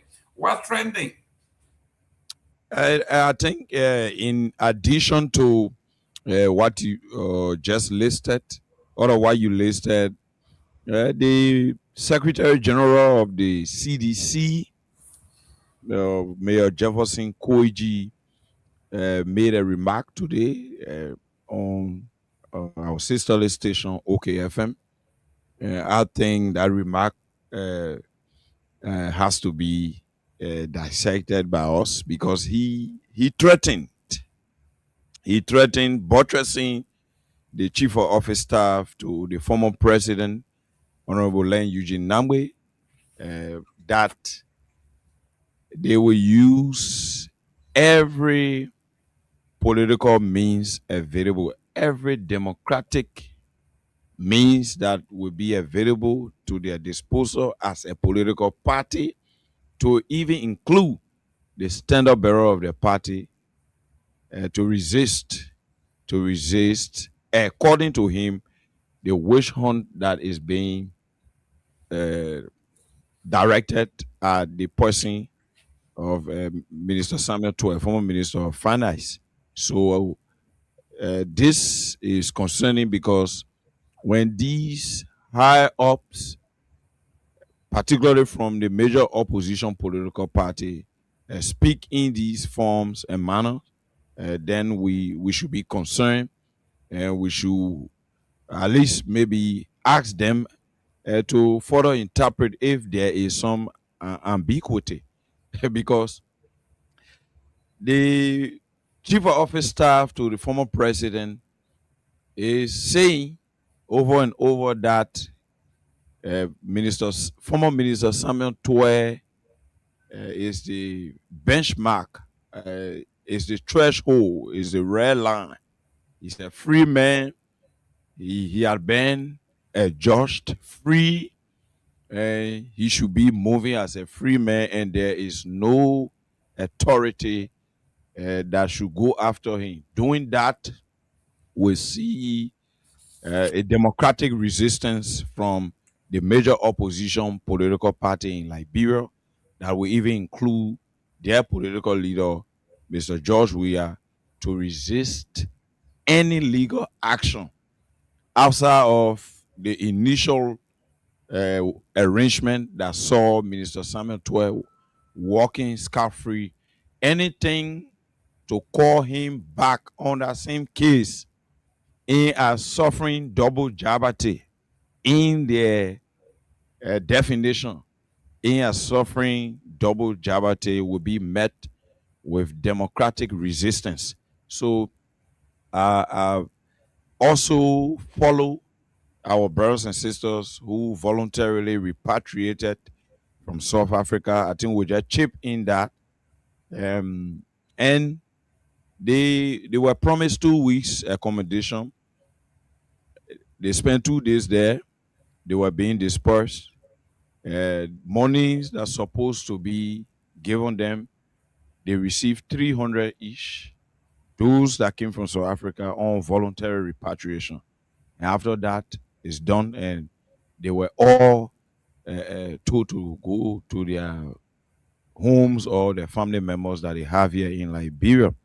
While it is concerning, first of all, the finance issue, the people ahead, Mr. Kehleboe Gongloe and his folks, are saying that they pre-financed the voluntary repatriation of Liberians back to Liberia. The budget that was sent by the LRRC, the Liberia Refugee Repatriation and Resettlement Commission, to the legislature, that budget has not been approved. The Minister of Finance is still working out modality for such monies to be released. So they pre-finance bringing back our brothers and sisters, since they were anxious to come back under threat that South African xenophobically running out of the country. So the LRRC used her own money to bring them back. So the question is where the LRRC took her own money from to bring people back who are Liberians. The next thing is why discuss on 2 weeks accommodation and just 2 days you sending people away. Some of them have left this place for more than 30 years, 25 years. The issue of family reunion, some of them even lost their relatives and family members during the war. So all of those needed to be taken into consideration to at least glue them to the society in a way, form a manner that will be dignified. And also giving them 300 United States dollars for resettlement is also concerning, and I look at that as being condescending on Liberians to give them $300, even if they may spend 6 months in South Africa, coming back to Liberia under the auspices of the government and an agency of the government saying they propose a budget that should affect the safety and taking care of those that were coming back voluntarily. And after you say you voluntarily, or let's say you use your money by pre-financing their return in terms of paying for their tickets and their passports. Then you bring them here. While to come from South Africa, you're talking about 1,000 plus. You bring them here, you give them $300. So it's confusing. And I think I have some evidence. I think moving forward, then we can do extensive investigation into that because they are all Liberians and they are coming from uh, a zone that is very much contested, and almost every African is having problem with what South Africa is doing. So I thought we as a nation, from the angle of the government, including we as citizens, should rally around our brothers and sisters who decide to voluntarily come back and give them hope again and make them to feel at home, because this is the only place that they cannot be repatriated from, and this is the only place that they can live. Excellent. Yeah, and be happy. Excellent, excellent. Listen, guys, we always say this, right? Nowhere like home. $300 after you pay away from RIA to Monrovia, you got nothing left. But we will definitely keep looking at that. Let's look at Dr. Peabody. Samuel Jackson wrote something today. He says, hopefully he said something that we're able to go the CDC establishment when he said, what is it that it will take for the opposition, especially the CDC, to come to the aid of their own? This is like town trap. Look, for these people. So he took them to task. He said, you guys you're giving these people a free ride. They're doing whatever they want to do. You have to come together collectively. He said, look how they came after, people who don't mean anything. So I think today for me to see Eugene Nagbe and other people come, somebody had to push them to stand up. Yep. If you don't stand up, they will get you. And that's what is happening right now, because we see Fina Bono, I mean, look, I don't know what she did. Fina didn't kill people. Fina didn't do heinous crime that you give her a bill of $8 million to pay, get a bond for $8 million. Does that make sense? Why people are weaponizing, abusing the justice system? That's what we're seeing. That's what you call rampant corruption and misuse of public office. When the PRC came to power, that was the stopping the king. And right now we're seeing that happening because it's a complete misuse of the public office. I mean, like her a hitter, but that was wrong. That was inhumane to say that lady will pay $8 million for a bond.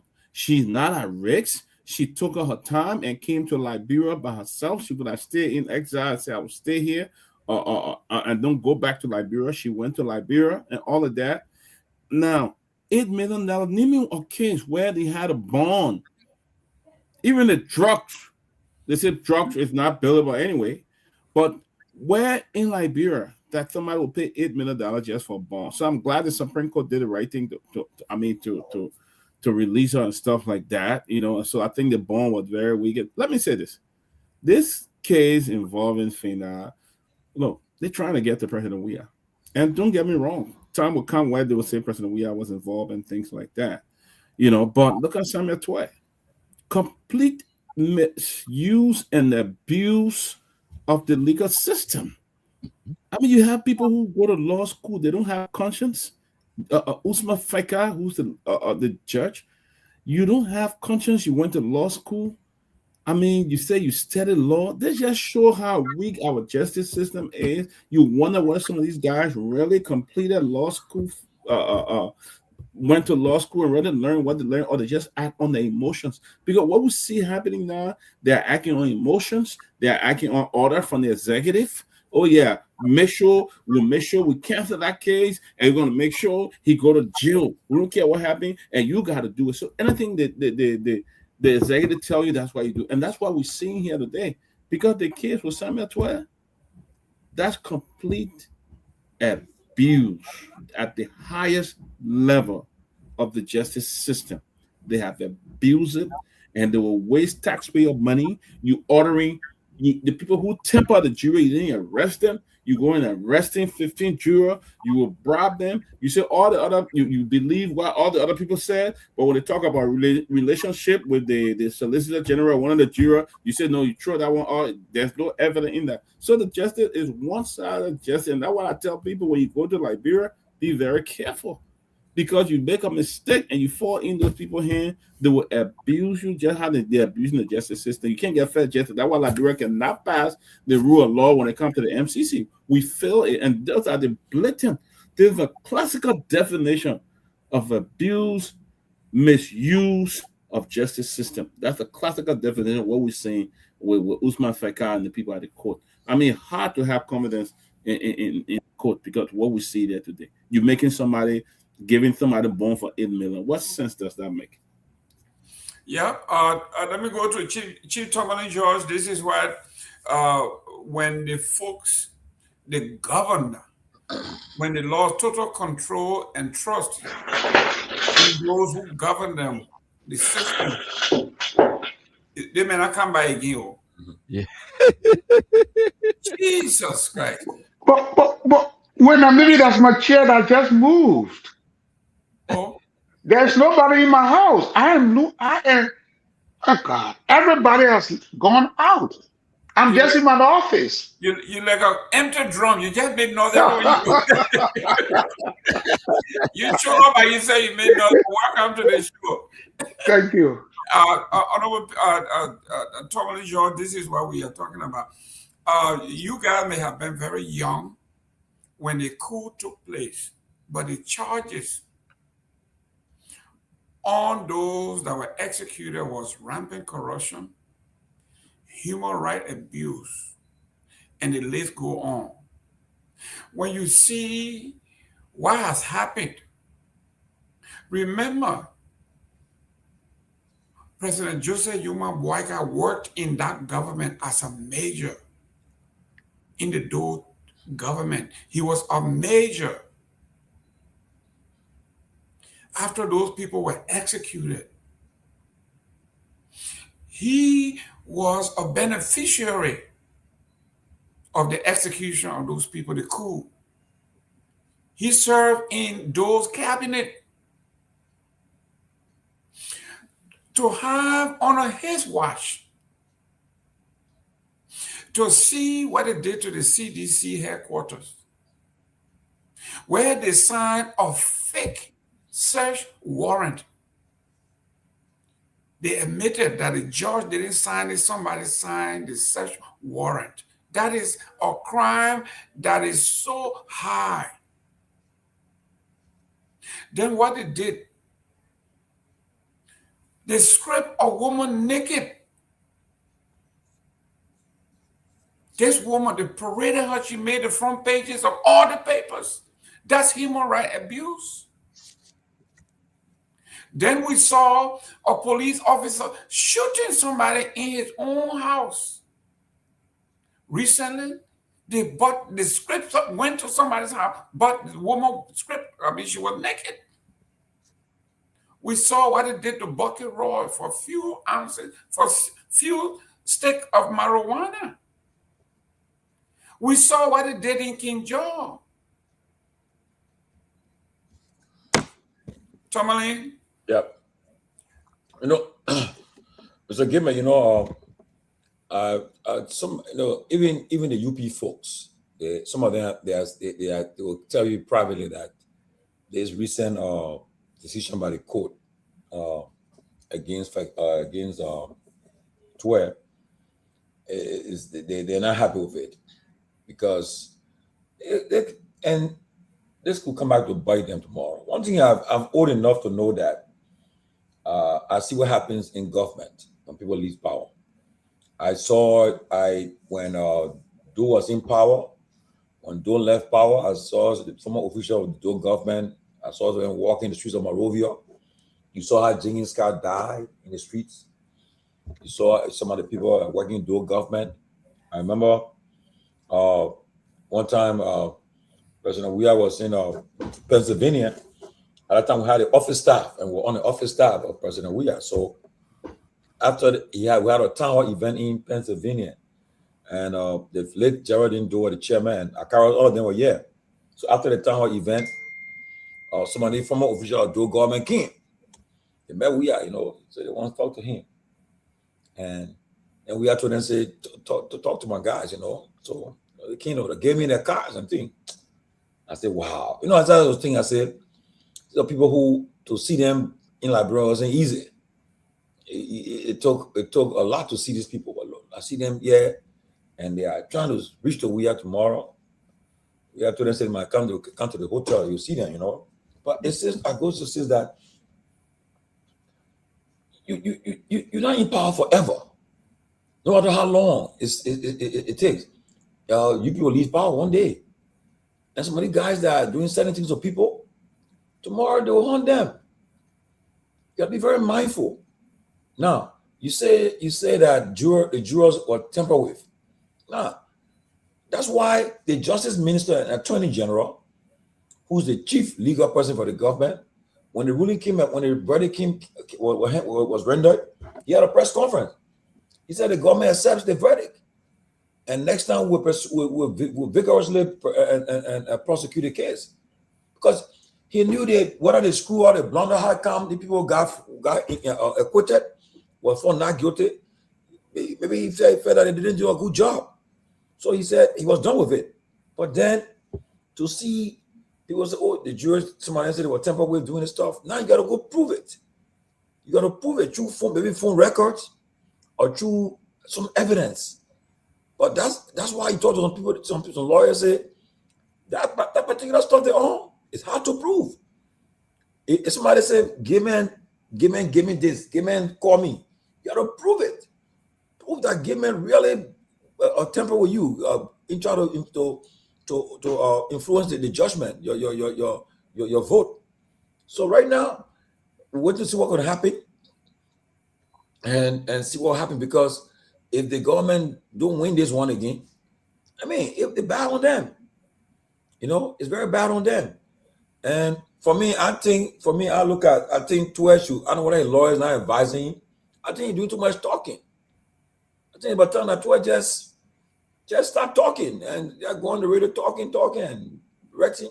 Leave it with your legal team. Let them do it. Play the work, but he probably frustrated, Tomalin. He probably very frustrated. Yeah, but you see, if you're frustrated now, and you see what some things that you say something. Yeah.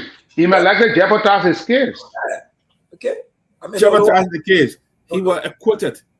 He was acquitted. Yes. What else can you? And then you have to let the legal process play out. We know. Leave it. Let Tomalin finish. Yeah, let him stop that one station talking and thing.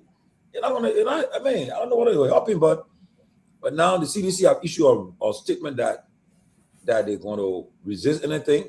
I don't know. I want to see what happened, because when it happened to the speaker, I thought one CDC were going to really, because they would have the late John Wayne from Georgia, the late John what woman name? John Lewis. John Lewis said yes. He said cause good trouble.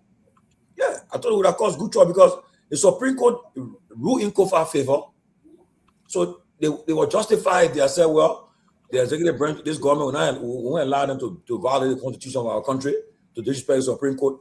If they are resisted, wherever the case, and say this, if you cannot enforce the Supreme Court ruling, there'll be no business. People would say, well, they justify, because you guys trying to violate the Supreme Court, the undermine the Supreme Court. But then they threatened to do it then, and never made a move. So we want to see what happens. Whether they're going to resist, and we'll see, because they can do it. They have the power to do it. They have the means to do it. They are the largest opposition party in the country, and they're going to ask whether they're going to say, well, we'll do this. Let's see what happens. But that's the situation, Mr. Gayman. And just to end, all I can say to folks in the UP, there's a time for everything. Okay, just come for everything, and they will break one day. You'll be out of power, so you can't keep on to feel that you in power for the rest of your life. I remember Taylor Town. I will say we have for 24 years, 2024. I saw one other guy where he raised basic guy. He attacking us on a page, and he trying to act like he defending the vice president, doing all kind of stuff. I said, you're not helping the VP. If you want to be president, you're not helping either, because you talking stuff, attacking people, it doesn't help. And you're giving it the timeline. It will happen. 2024 will happen. Then who will take over? He said 24 years. You will be in power. Now, he said you go to election 2029 and UP get flopped. Then what happened? People say, I thought you said you're in power for 24 years. You know, when in position a little bit, they start to just when they enjoy the wear pride, arrogance. And they start to just talk. You know, but again, Mr. Gayman, we're watching what happened. But I think Liberia is in a situation where if except control is taken, if not, I don't know what we end up with this country in the next few months. I don't know what happened. Well, ladies and gentlemen, obviously, Mr. Basigia, my bastard brother, he got a twin brother. One is with President Weah, and he's on the other side. He's not in tune with the party own policy, because 2 months ago, the chairman of his party, Reverend, what's his name? Luther Stafford. Luther Tappert said, he said for the next 200 years. So how do you go from 200 years to 24 years? So he's not in touch with Luther Tappert. So he's Basigia, you ought to touch. Sita, welcome. So how many years are you going to be in that seat, Chief? I'm going to be here until we can have a new political dispensation in Liberia. Right? Now, the issue with the Samuel Pewee case, again, when the international community says that the Liberian judiciary is corrupt, we should believe them. This is a clear example of corruption and judicial overreach and an activist judge exercising his power in both the Samuel Pewee case and the Kehleboe case. Let's look at the Samuel Pewee case. Samuel Pewee was acquitted by juries of his peers. The Justice Minister had a press conference, said, well, we respect the decision of the court. Then the very court now is coming to tell us that it does not respect its own decision. How? How do you not respect your own decision? Then who do you expect to respect your decision? If you render a decision of non-guilty verdict, and then you come back, you backtrack, you say, no, the decision we rendered was not a decision that we wanted. So we are going to nullify it. Where does that happen? Where does that happen where a jury acquits somebody, then the judge come back and overturn the acquittal verdict and decides to arrest the jurors and put them and incarcerate them? Where is the evidence? What was the investigation that was done? Who bribed the jurors? Who tampered with the jurors? What is the evidence? You did not provide any evidence to the Liberian people, but then you say that the case was tampered with. It's ridiculous. And this is the reason why the judiciary in Liberia always get a grade of F, because most of those judges are activist judges. They don't know the law. And I'm sorry to say, look at the Kehleboe case. Here is a woman who was accused by the government. She left from exile. She went to court. She appeared for justice. She was a flag raised. She appeared. You say, well, she should provide a bond. She provided 2 bonds. You say it is inadequate. Then you turn around. You say, well, she should bring $8 million, far exceeding and very excessive. She's not a flag race. She voluntarily turned herself in, and she's cooperating with the court. And yet instead, because you want to prove a political point, you say, well, I will overcharge. The requirement for the bond is going to be very excessive. She's not going to be able to afford it, and then we'll keep her in jail. Who is this judge? Have we ever done any background to know this five-guy judge? What is his educational background? Have we done that? I think we need to check his background to find out whether he really went to law school. He really graduated from the Louis Arthur School of Law, because the law he's quoting is being misguided. It is based on his own activism. He's a political appointed judge. Let's be honest, because no sound judge will render the decisions that he's rendering. And it is sad for Liberia, and that is the reason why the judiciary in Liberia is always graded as being corrupt and got a lot of incompetent people there, and they don't know what they are doing. Let me say something, Mr. Seaton. The judge in question, I'll tell you this. Let me make a disclaimer. He and I went to college together. He's a Usman Feka. We worked together before at the NGO, and he's a very smart guy. And he went to law school. He's a very brilliant young man. You can't be that smart and make such stupid decisions. Yeah, man, you can't be that smart, man. Maybe he's being killed somewhere on a cover. Let me say.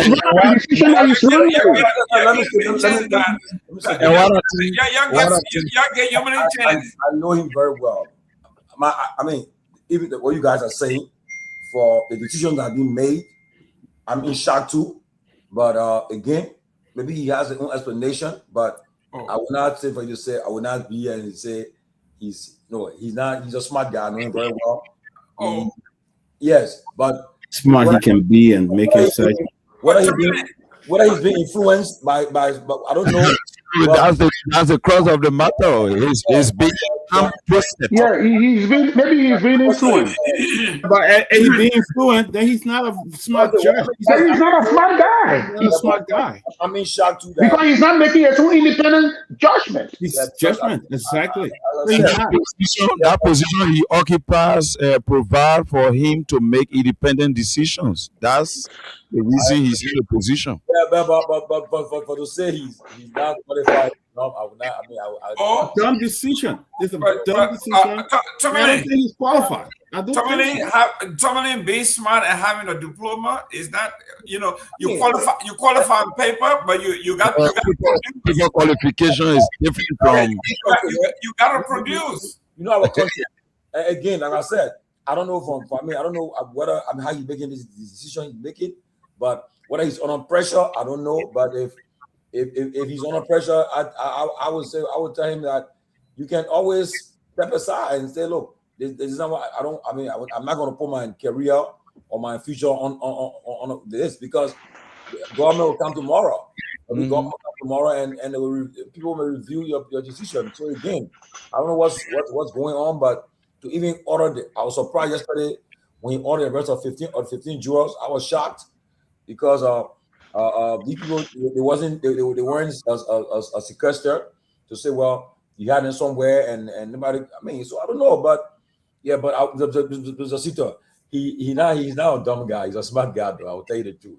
Well, if he's smart, then he's not making independent decisions, because when you are smart and you are given a huge responsibility like the responsibility he has to make prudent, wise, and independent decisions. Those decisions that are being made, they have political undertone. So that clearly suggests that he's either being influenced. Seaton. Yes. Listen, the man is very smart. For the fact that this is the job that feed him, and he says, my belly all smart, I go with belly. So he's smart. Yeah, I agree with you. You want him to wait for the next 6 years? So he's a Bella-driven judge. He's a Bella-driven judge. Why are you going to be eating for the next 6 years? Corrupt individual. Because if you read the argument that the defense counsel for Kehleboe that they made to the Supreme Court, you will clearly see that the decision to ask for an $8 million surety bond was overly excessive. How somebody in their rightful mind who has subjected themselves to the court, they are not a flight risk. They were out of the country, they came. They said, well, I'm going to go through this legal proceeding until it comes to a logical conclusion. Right? All of these. Then you look at that, then you say, no, you know what happened? Even despite the fact that you are now in the country, you came, you presented yourself to the judge, you hire your legal team, you are not running away from the law, but yet and stay, I would impose an overly excessive surety bond that you have to pay. If now you go straight to court. When you tell somebody to file a bond, you give the person 48 I think 48 hours to be able to produce that bond or to rectify the bond. You don't say, well, you have to either give this bond or you go to court. I mean, you go to jail. So again, that shows the kind of person he is. It shows the kind of person he is. He was the same person that presided over the Samuel Pewee case. He was the same person that declared Samuel when the jurors declared him that Samuel Pewee was not guilty. He was the same person that announced the decision. Then, a few months after, then you turn around, you say, no, the juror was tampered with. How? How would they tamper with? He got no integrity. He got no integrity. Of course, he does. He does. He has no integrity. The character of a man, listen, the character of a man is usually determined from his spot of discomfort. Yeah. This man, look, not too many of you have principle. Not too many of us will say, you know, from where I stand or from where I sit, you can kill me, but the right is the right. You don't have those kinds of character in Liberia. This is why we are where we are. They don't have it. How many times you have said this? This is a failed state. They can lock me up. They can do. This is not a state. It's an outpost. But if let me read. Hopefully, give me a few minutes here. I'm inviting Dr. Edward Dunn. He wrote something special today about our Independence Day celebration in Grand Bassa, and he dedicated today's day to Dr. Thomas Flo Navin Lewis. And I'll read briefly. I'm inviting you to come on here. He said, as my beloved county, Grand Bassa, hosts Liberia's 179 independence celebration, I continue to introduce sons and daughters of that county. I introduce to you Bassa, a Liberian scholar. He might be a Liberian, first trained medical doctor and established Liberia's first printing press. Dr. Thomas Flo Navin Lewis, 1870, 20th century Liberian physician, linguist, and the pioneer of the Bassa vowel script, early life and heritage. Dr. Thomas Flo Lewis stands among Liberia's most distinguished indigenous intellectuals and cultural pioneers, celebrated as a physician, linguist, educator, and a cultural preservationist. He is best known for developing the standardized the Bassa vowel alphabet and the Kasifa, one of Africa's indigenous writing system and a continual and a cornerstone of the Bassa cultural identity. Born around 1870 in Grand Bassa County, Liberia, Thomas Flo was the son of Chief Made Flo, a respected traditional leader from the Myean section of Wadado Zone Klein in present-day District Number 3. He was born into a family deeply rooted in Bassa tradition, customs, and oral history. Experience that later inspired his lifelong commitment to preserving the people's language and heritage. His medical and education career as a young man, Louis was adopted by an American missionary woman who gave him the surname Louis, the opportunity to enable him to go to the University of Syracuse, where he graduated medical school, came back to Liberia, and became an inventor. This is what we are talking about. I'm asking Dr. Edward Dunn to come and celebrate the historians, people that have made history, that have our country where it is. And he will maybe tell us how we have regressed from being great men and women to where we are today. But we got little time. We got 15 minutes.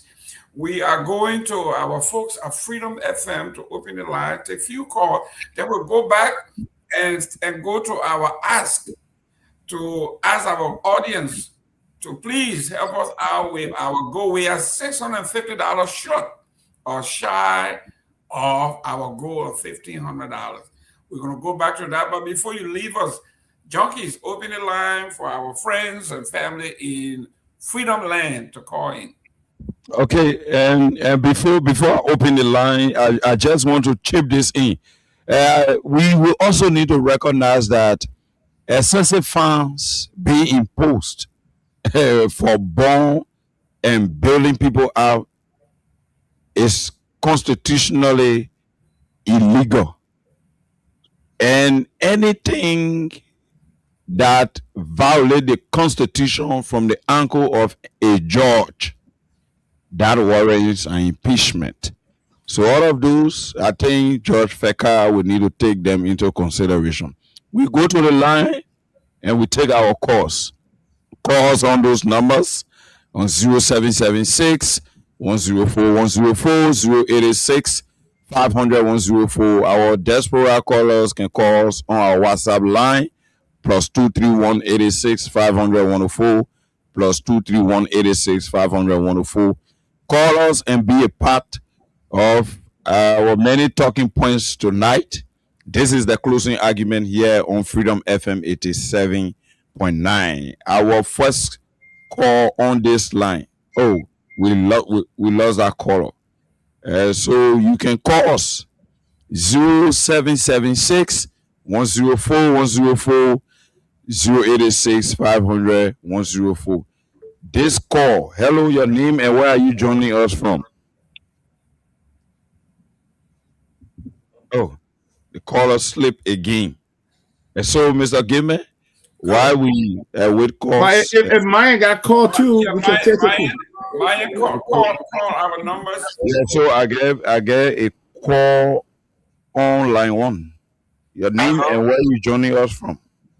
I'm Felix Moore. I joined from Cooper Farm Samuel. As to relate to the discussion on Samuel 12 issues, just clearly telling the whole world that Liberia, when it comes to Joseph Boaka's government, this government is a government that plans long term to which on the Jawia-led government stand. And this is not just the Jawia-led government, but it is also about our country, Liberia. No international citizen or international government will respect Liberia's citizen as well. So they should be very careful because this is the same thing that led on to the war. And that's the same thing to the border government trying to bring up because when this continues, Nigeria will be far away and the rest of them will show on the rampage. We don't want that. So we can't ask the international government to obviously to come to the aid of the citizen. That's my contribution to one show. Thank you. We will leave you there and go to line 2 and take this call. Welcome. Welcome to the closing argument. Yeah, this is Vivian calling from Bobby Motokona. I just follow the show. I just from Perry. I just follow the show. I want to speak on my God. Give me a picture in yellow. I say for a long time, our history is down in the canteen down here. No, Michael Gayman. That Mr. Jerome Gayman. So go ahead with your point. Your point. No time. Quickly. Hello, I said. Yeah, I just called those.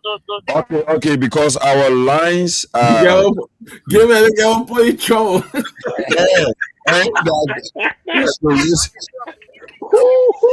For sleeping to a last sleeping door to last, she stayed there.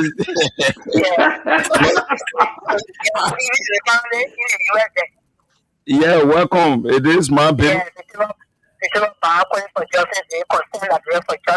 Welcome, the sergeant. Yeah, you're thanking very much. The families are in the US tonight. So, you're waiting for us in Africa here. We are not sleeping. We are the children. Our children sent into school, we got nothing. And the education getting our children to do better for our country. Today, the old man can say you have to change things. And what's that for the 5-year experience? See what we are saying today. Say we okay in the country. We never say that thing that going on.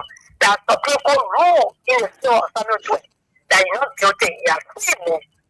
After 2 weeks, 3 weeks, during the committee, in the attack for the council, they said, you might hear, you might step up, you will step up, say you must come back and send the case back. What kind of country that you will see that you and there are not some people say they put the next way? They must come back. As my the people said, that the thing about the thing is war and will continue talking it. Those that run their own year, that send the case back for local country because if anybody come for your country, you got to expect that around the game.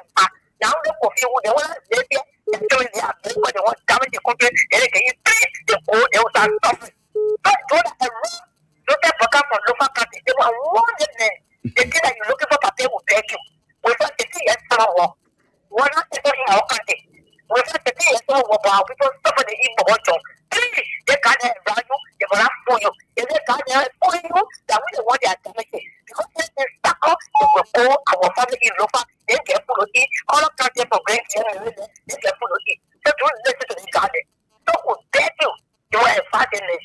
They're not doing it. They're looking at the net, they're giving the country to the grave. So okay. We leave it there and go to line 3 and take this call. Hello, your name and where are you joining us from? Hello? Hello? Welcome. This is the closing argument here on Freedom FM 87.9. Thank you. I hear legal standing and I'm calling for chicken about the theory. It's problem of concern that I'm for justice. Because, to me, you see, bring it to your crew. Sometimes for some of us who bear around for a long time.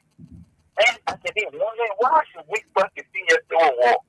Because these are things they say are happening to President Trump. I said, people who are working where for that season, before the war, 255 people per house will not be there. Some of us don't 17. It was not even happening with President Trump. It is happening all the rest of this movie. I can barely wonder, oh God, what? You telling me? I don't check that. Check that then. Just check that then. I don't know what is that family memo. I think they were family memo in the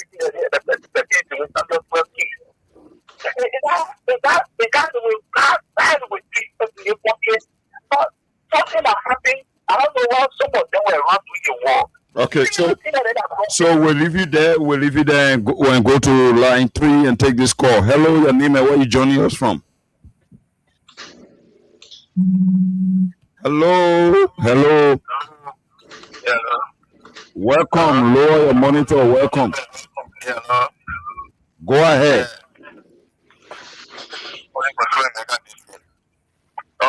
I see that in the hurricane of former leaders of this country, it means that this common people will have no right. Except you become part of the Unity Party. You don't want to put the code when you're part of the Unity Party, you're with the case. So I think that the guys around have been stand for justice. Thank you. We'll leave you there. Go back to line 1. This caller. Hello? Hello? Greetings, the General. Welcome to the platform. This is the closing argument here on Freedom FM 87.9. Thank you. What that is for closing argument I said it the last time on the show. This is how to be Tomalin, Judge, and the other movement. That's for. What I said the last time, I said closing argument is the best people that we can call on the show. But on the show, when I saw them, let me give you the chance to even make a point. Let me enter the black your number for closing argument, open the deal to everybody to make that point. So I was telling the Sinabolo issue myself. Look at Sinabolo, you look at Sinabolo, she gave me something yesterday. Because she went on a judge, what was her own favorite? Let me know. After the started drinking and calling every time on the show, that they were defending Judge Weah. For no reason, something about them. What is the office of Sinabolo? Let me show me the office of Sinabolo that money was going to. Just somebody said Judge Weah. Put up on a Judge Weah. You want to see Judge Weah? If you go to Sinabolo, you see no, you say yes, you see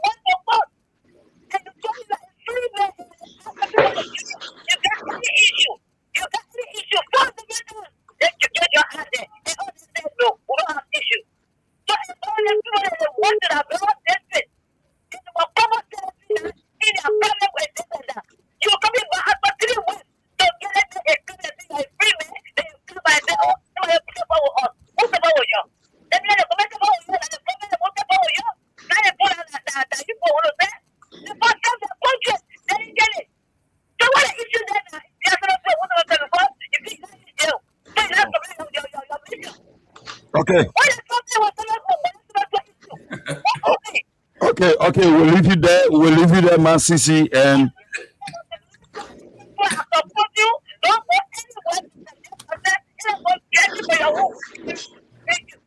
okay, we'll leave you there and take this call on line 3. Hello, welcome.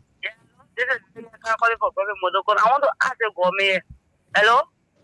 Go ahead. The government attend the club, where the club, like hold the personal interest. The government attend the club, where the club, hold the personal interest for what we see. What we let the government for the hold the personal interest. The government will fund it. Personal interest, personal.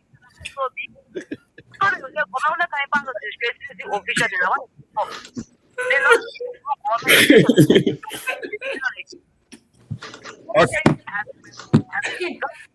There's great kind of kicking on people doing the what? I still want it. I can't still want it. The city to click on my head. They used to say, the animal for land, that's why land is looking for again. Oh, they're looking for last name. Where you come from?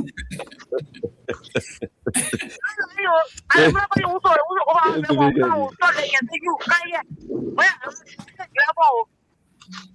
Okay.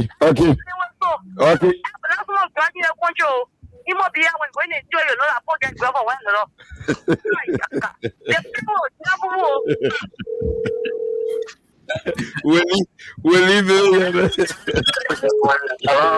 Welcome. The closing argument. Freedom FM 87.9. I'm still talking to us calling for the Tangier West Point. Go ahead quickly. 20 seconds. You see what's going on in the country, yes? We're looking at things. We're looking at who is not because of the country. They're looking at the 3 branch of government. What the hell? They are looking at it. See what's going on in the country. People are not talking. So we are telling them. It's people in the country. People are sitting in our hands. Seriously. Okay. We're squeezing the last 2 calls. Then we'll call it a night. Welcome. The closing argument. Freedom FM 87.9. Hello. Oh, he's sleeping on us. Welcome. Welcome. The closing argument. Freedom FM 87.9. Let me just take you. This show is now. Show I always let listen to boy. It's one time stop it. The TV I just get it back. So I want to say thank you for the panelists and continue the hard work. And you that just joining the show, boy. You know the stuff that's about Okay, so we'll leave you there and squeeze in this call. Hello. Yeah, how you doing? By God's grace, we are gathered here. This is Frederick. And you got 15 seconds, no time, quick. Yeah, thank you very much. See, my brother, we're way beyond we're taking well, we'll go now. And if I ever say that, but you know, there will be the any power of Liberia. There we're going on now. You know, in the government now, people just to be the business, extra business they're making now. So, at the end of the day, so the monopoly and other people, and the person what they say they jail for drugs. You know, your own son, you know, doing your business. So if we want power people, we arrest people too now. Well, we arrest Who the son are doing job business? we just say something now. Oh, look. So they But man, are you a coward? Are you a coward? Okay, let's just take this exception. This person been calling. You are our last caller for the night. Yeah, ma'am. One thing I get to say here tonight, I'm Grace. The only thing I get to say here tonight is Sameto is not going to know what. If Joseph Walker, if people want to arrest Sameto, let them go to a hospital to arrest me. Thank you, Papa. God bless you. Okay. Mr. Gayman, we can stay squeezing one or two more. Please go. The lines are, yeah, possible. Yeah, this caller. Yeah. Go ahead. Yeah, my name is Tomalin. You know, you call me. They get out of the phone with the for that. I just get off my station. So, I got to say. Okay. Then we'll leave you there and take this call. Hello. Yeah, hello? Yeah, welcome. The closing argument, Freedom FM 87.9. My name is Ishmael. I am commonly known as Wycliffe, and I speak for Chipper Freeway. You got 12 seconds. For me, what is government is doing, the Unity Party government, they need to desist from it because we are all Liberians. Currently, they are hunting the citizen going against people wherein Samuel to an issue. We Liberians as a citizen will resist them. End of the day, there will be nobody in this country that will go to job if they don't stop the thing that they are doing. Okay, thank you. We'll leave you there. We'll leave you there. Hello. Yeah, welcome. I just want to talk yeah, but when you're calling and you are coming in distorted. This call. Oh, I mean, I try to give you the opportunity. So we can announce a number from Truth FM also. Yes. 077649986. If you want to call us from Truth FM 96.1 077649986. For our WhatsApp now we have +231 777649986. Johnson, you have a Jingy, you have a call there? Yeah. Go ahead. My time is almost up, but I just squeezing the one in. Go ahead. Yeah, my name is Myean. I'm going for district number 14. These people, they're running campaign for CDC 2020 now. All these things running behind the opposition. Okay, yeah, leave you there and squeeze the one in. This is the last exception.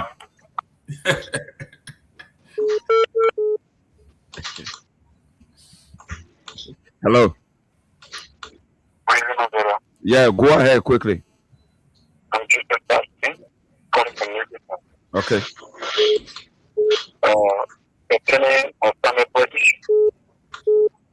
the government is a government that is probably the contact with international, because they are not truthful. They make the international world to know that our law is weak. Because when you go to your law and you wrong a decision, if you come back to say your decision is wrong, it's not correct, which means it's not honestly a constitution. But I want to get the Congress to know that Sui Kasauli is not for God one alone. Sui Kasauli is not for God alone. Sui Kasauli is not for God alone. Mr. Gayman, back to you for control. Thank you very much. Let me pick up this caller. Hello, caller. Hello. Yeah, please stay away from a monitor. Nima, where do you call from? Please be audible. Please be audible. Beg you. I'm Joseph from Mosara District 1. Okay, Mosara District 1. Make a point. Uncle, let me just say this to you. We'll just say, we pray to God for God to us from now to 2029.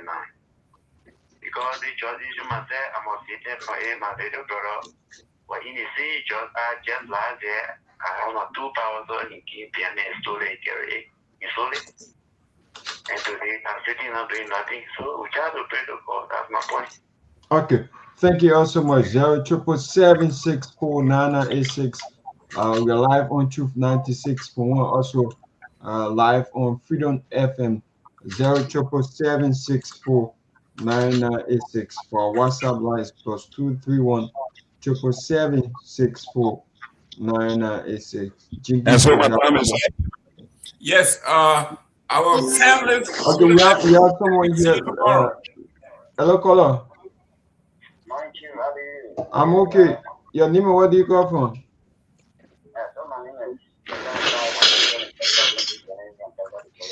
Okay, Abraham, can make a point. I do appreciate you people for the opinion and discussion. You know, here's the thing, right? Currently now, for me, I don't think that we are practicing democratic because democratic form of government is the way of the people, right? But if you look at this government seems so inferior that the dictatorship, ruling style is embedded within Joseph Boakai. So, and that's also for me. I don't really surprise when it comes to the way in which this government behaves. So, coming to Samuel Pewee case, the last time when the judge ruled in favor of the man, we saw the UP, usually went on air and released, a press statement that this judge who came down with the brother should be expelled, from his position. Just coming back to agree, say, oh yeah, this man should be tried again. For me, it did not come back surprise, but just support that as a president, as Ben Sanvee is, since the generals of the government have been violating the rules ranging from, the code of conduct and, the speakership. So this man, he being that kind of way. But he will bring the minute portion of our population that elected the man, which we opposed yesterday that he doesn't have the competency, but yet that's so we feel that manner we're going to fell from heaven for the stomach to be filled. And this is what we are. So thank you, people. Okay, let me pick up this next caller. Hello, caller. Your name and where do you call from? I'm okay. How is it? Okay, make a point. These God money you. Please go ahead. Yeah, let me just thank you for the show. Let's really talk about that matter on the issue. First of all, when it's 3D opposition, because the behavior United because yesterday we see United Party when CC never something that was without something that reality when CC going after them again, the whole party can pull the ball. You see it in the CC, so sometimes to some other following a head of that have no power or anything to do that. So the three cities will come together and put themselves together and do what they ought to do. Who said they will go fight, but they got to be united. That's the way the United Party will stop what they're doing. Because they see the screen cities that we see what they do, all this man. They see screen cities that they do, all they're doing. Okay. Thank you all so much. 07776 The opposition needs to be united. My 1 minute. Yeah, Yes, let me take this quick call, then I can close up from my end here. Yeah, the last exception. The last exception.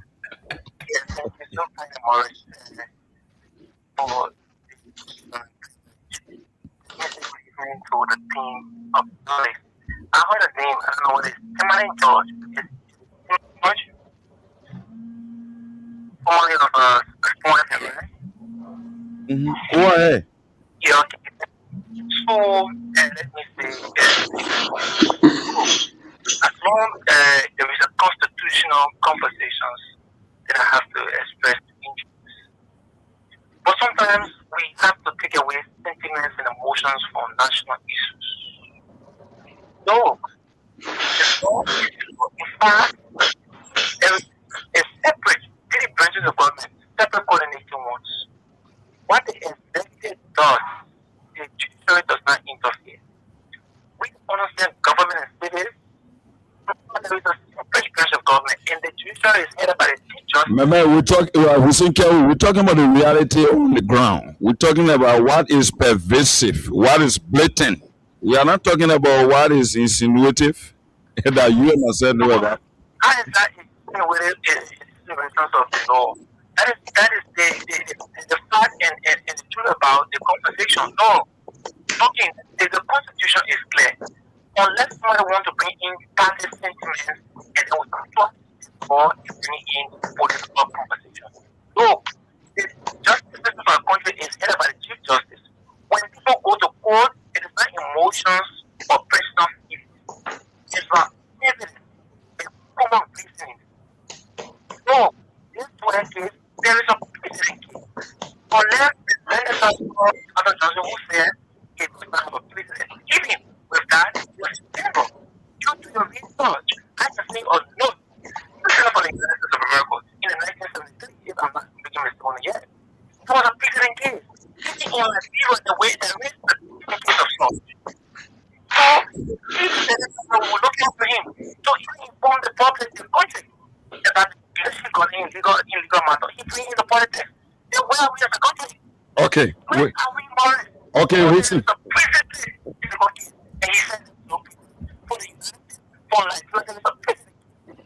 We see you, Hussein, and from my end that my time is up. I want to close up quickly, then I turn it back over to you people for control. It was nice having this conversation tonight. This is 22nd day of July 6th, and we are here on the closing argument here on Freedom FM 87.9. I'm going to be here tomorrow, and Truth FM 96.1 and other stations are simulcasting. Also, you could just switch your frequency as I will be leaving you. So I want to say to all of our panelists, thanks for the insight tonight. All of our listeners, our followers, our social media viewers, keep sharing our show and keep watching, keep following the closing argument. This is your biggest platform in town to inform you of all of the happenings in country. Freedom FM 87.9. My name is Junkies Morris, and that's how I call it at night. Good night to every one of you. So, Mr. Gayman, can we continue with the calls, or you can just take over? Yeah, we got 15 minutes to go to 7:30, then we go to it. So go ahead and take some calls while we do our ask. Go ahead. Okay, so 077764986 plus 231-777-64986. You can call us on our WhatsApp line or our local line 077764986. Just call us and make a point on the closing argument show on Truth 96.1 077764986. Let's take this caller on who is on the line. Hello, caller. I'm okay, Yanima. Where do you call from? Please be audible, Yama.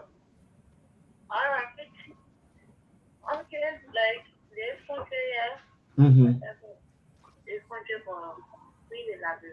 Okay.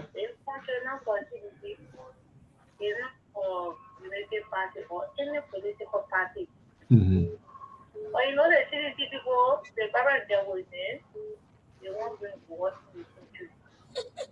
Our whole day they want to there is all kinds of things everybody going. But we're not rushing it is still telling you come and power to me to that one see. They'll bomb me trying their best. And you know what they mentioned? Somebody will just want to see money, the whole country, but all of post office, and you want the government to come praise me. It's the way that we. Okay. Thank you. Thank you.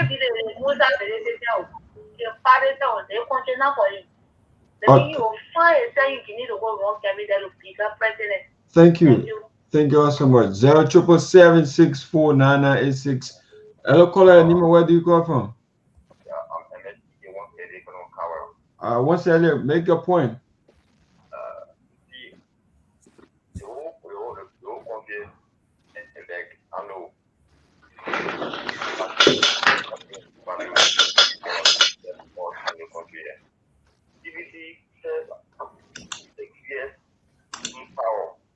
The same people that are in power, the same thing that we want to be. So if any other person that would have want to discuss about the government or any government,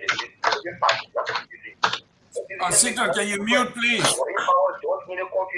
I'm talking. I said mute. I didn't say what you do.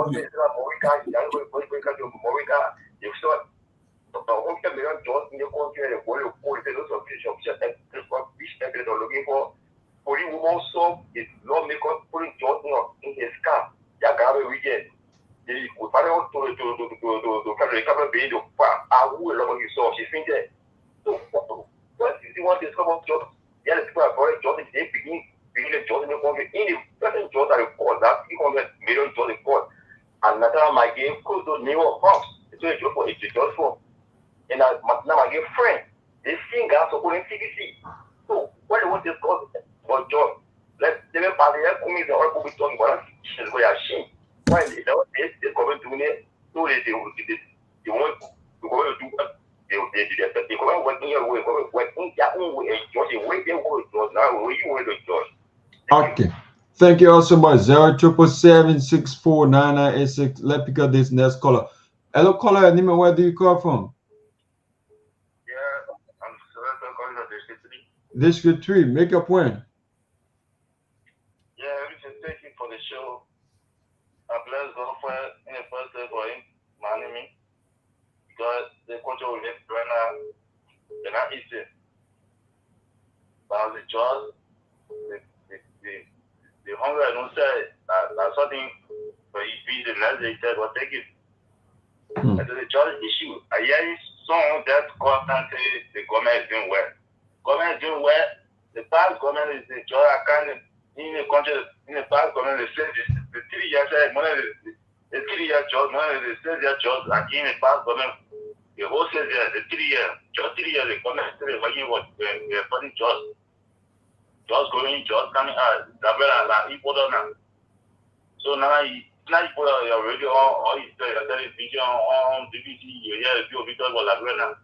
And people say the judge, government funny judge. But I don't tell the judge. No, about it. But I know about it. It's not telling judge. It's an allegation. Okay. Thank you.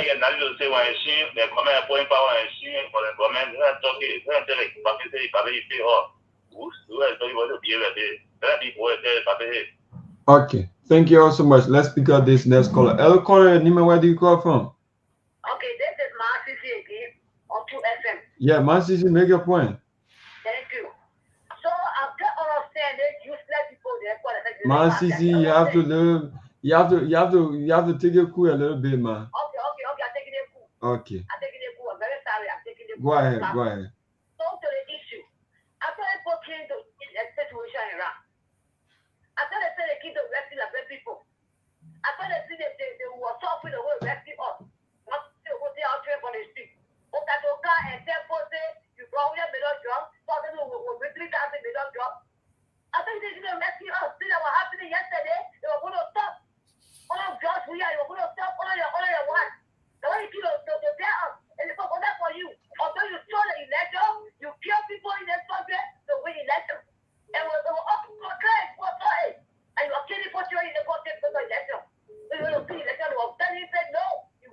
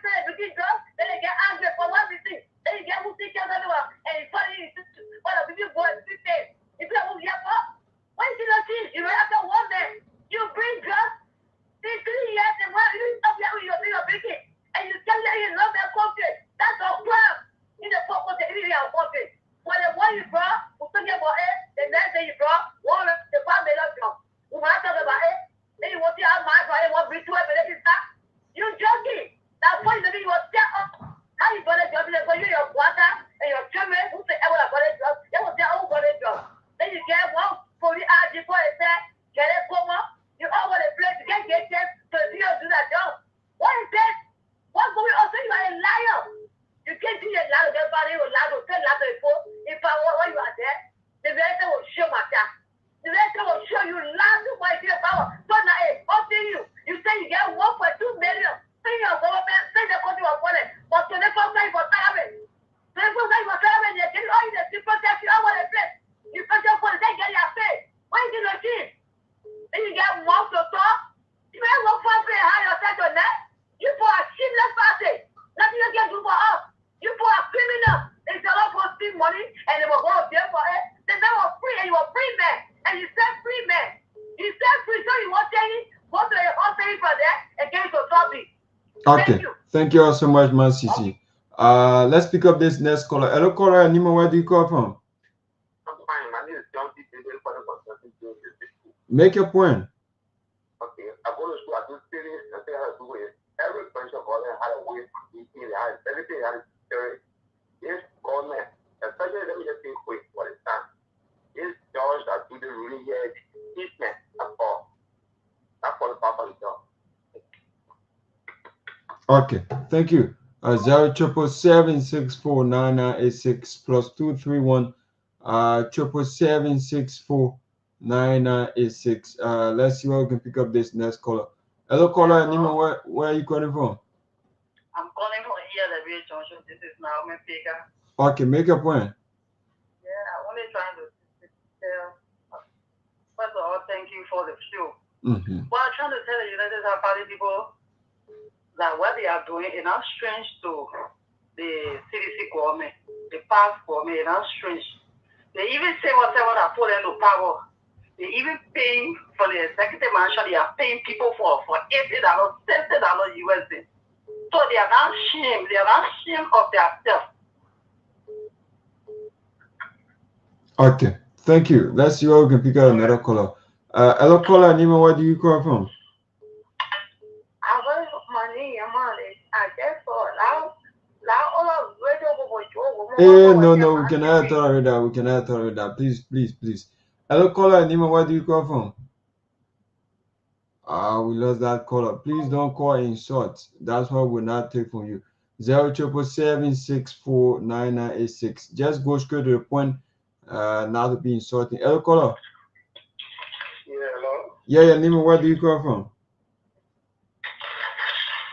I'm Johnny Bleedy calling from New Britain. Okay, make your point. Yeah, I only want to tell you about our woman who's talking, say, giving the party doing well, and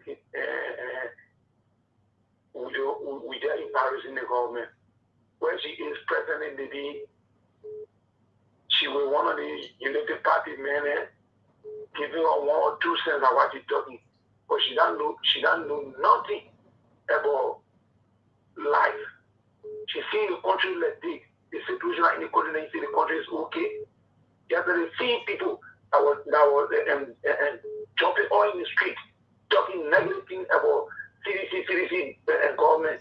They say the government doing well. I just started for Garguah and see your face. Okay, thank you. Have roughly about 5 minutes to go. 077649986. Hello, caller. Nima, where do you call from? We lost that caller. Hello, caller. Nima, where do you call from? Yes, hello. This is Dexter Williams, and I'm in the SKD Boulevard. SKD Boulevard, make your point. Yeah, so you were talking about those the lady that came in with what old lady was there. Maybe your presentation was a bit bad, but I think you should have just did that old lady too for. I told her to slow her speed. That's why I told her from the beginning. Yeah. Her remarks was too bad. Why she just said it was too bad? And the whole judge we were talking about it. People say the government is not putting the job. I wanted to ask it. It was who that arrested this drug. Was it the American security force? Was it the Russian security or Chinese security? Was it that the NSC that arrested the drugs there? So is the NSC now part of the government? So are people really taking this? Or it is because maybe it's in the cities with 100 million drugs came in, and then when after he set people free and people demonstrated, so it's like payback. So they wanted to do the same thing. And if we continue like that, our country will not go anywhere. Well, they nations trying to develop. We therefore paying back the other people. We are also we also to the wood. They go not going well. Okay. Thank you all so much. 077764996 plus 231-077764996. Hello, caller. Your name and where do you call from? Hello? Can you hear me? Wow, lost that caller. 077764996. We have roughly about 3 minutes to go on the closing argument show with call settlement 077764996. Let me see who's on the line. Up next. Hello, caller. Your name and where do you call from? Good evening. Yeah, good evening. Your name and where do you call from? Yeah, thank you. Thank you very much. The name is Thomas F. Josiah calling from Johnson Repair Plantation number 2 Motor County. Okay, Thomas Josiah, make a point. Yeah, let me appreciate you for the talking point the evening. And quickly, let me appreciate the government of Liberia, about President Joseph Nimafwaka. Okay. And let me appreciate the John Security for their great work they are doing concerning about the trust. I don't know how people will really think to say that the government not fighting the trust. The government seriously fighting the trust. Even now, people the ORG, the president ORG to be able to operate what he carry on now. The president is made about 3% before the full president have been able to carry on a massive or declaration of God they have carried on. You know, and one of the Gambia always say the president said he is going to destroy the cartel. And the cartel will be destroyed. I don't care how people think to say that the government is fighting. Government is fighting strongly, and that will not even begin the government whatsoever. If you feel if the opposition, especially CDC, they feel that it's Torgbean because the government trying to get most of the God to say that it will be able to come back in power, that they will bring them in power. But Allah, God will be able to judge on 2029. And whatsoever, sometimes I always tell them, it's not only civilians get voting card. It's not only civilians get voting right. Everyone all get voting right. The same way you talk violent way, the same way you do when you come on platform, you talk aggressive when you want to call people, before people call you up, at the end of the day, you got to be able to put yourself in order. You are already, always you come on radio, you always come and be instructing people at the end. Please don't go pressing up. Please don't go pressing up. Please don't go pressing up. But sometimes you should be able to tell, and now, for example, most of the platform, and listen to our behavior. Why will you always come out and just be able to be instructing people? Okay. Thank you very much for the platform. You're welcome. You're welcome. 077764996. Let's see who's on the line. Hello, caller. Name and where do you call from? Hello. Yeah, your name and where do you call from? This is Jerome Senior from Bon Mines. Bon Mines, Bon County. Yes. Make a point. I just want to appeal to us Liberians. Mm-hmm. Let's take time how we address issue. This drugs in our country, I think we all should join here and pray that this thing will come to a rest. This is not about CDC, this is not about Unity Party, it is about Liberia. My appeal to all Liberians, let us join hands with the government to see how we can bring this drug issue to an end in our country or limit it. Thank you. Okay, let's see where we can pick up the next caller who's on the line.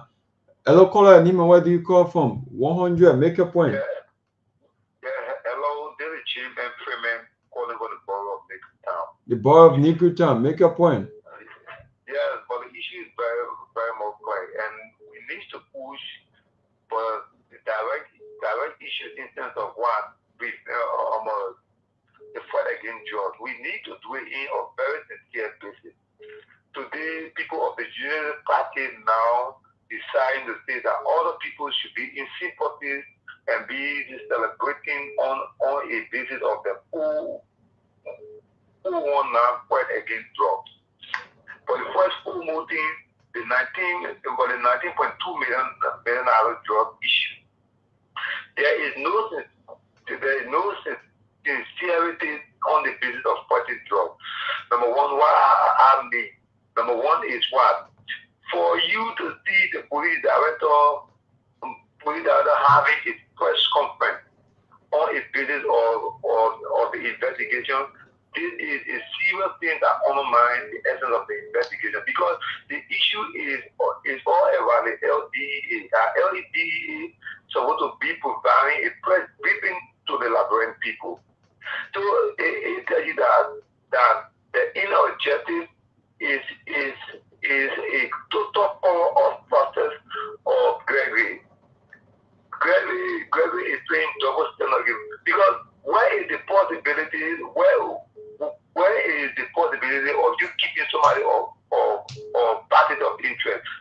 And you understand that the drugs cartel have good money, and the drugs cartel has got the connection that they can make the cartel member to escape, because Gregory was wanted for Marco Brown and other suspects of the 90 million drugs to escape. That's why Gregory was dragging the issue out of what party of interest until Marco Brown and the others have to escape from our country. We should be sincere. We should be very, very much sincere on the basis of fighting drugs in our country. Okay. We should not look at to say, oh, this is the whole Johnson is the campaigns of the Unity Party. The Just Cartel, the Just is 20 years established network here. And that network was established by the Unity Party-led government. And instead of the establishment of the Unity Party-led government, at the time, Gregory Kumon was part and parcel and serious member of the Just Cartel. That's why for the Just people call him Protection One, because he is protecting people of the Just network. So thank you. Okay, welcome. Let's see what we can squeeze in the last caller to turn over to Mr. Jerome Gayman. Let's see who's on the line for our last caller here. 077649986. If not, we turn it over to Mr. Jerome Gayman. But let me squeeze in this last caller. Hello, caller. Hello. Yeah, Nima, where do you come from? I'm GK. I'm calling from Marshall Inc. Yeah, make a point.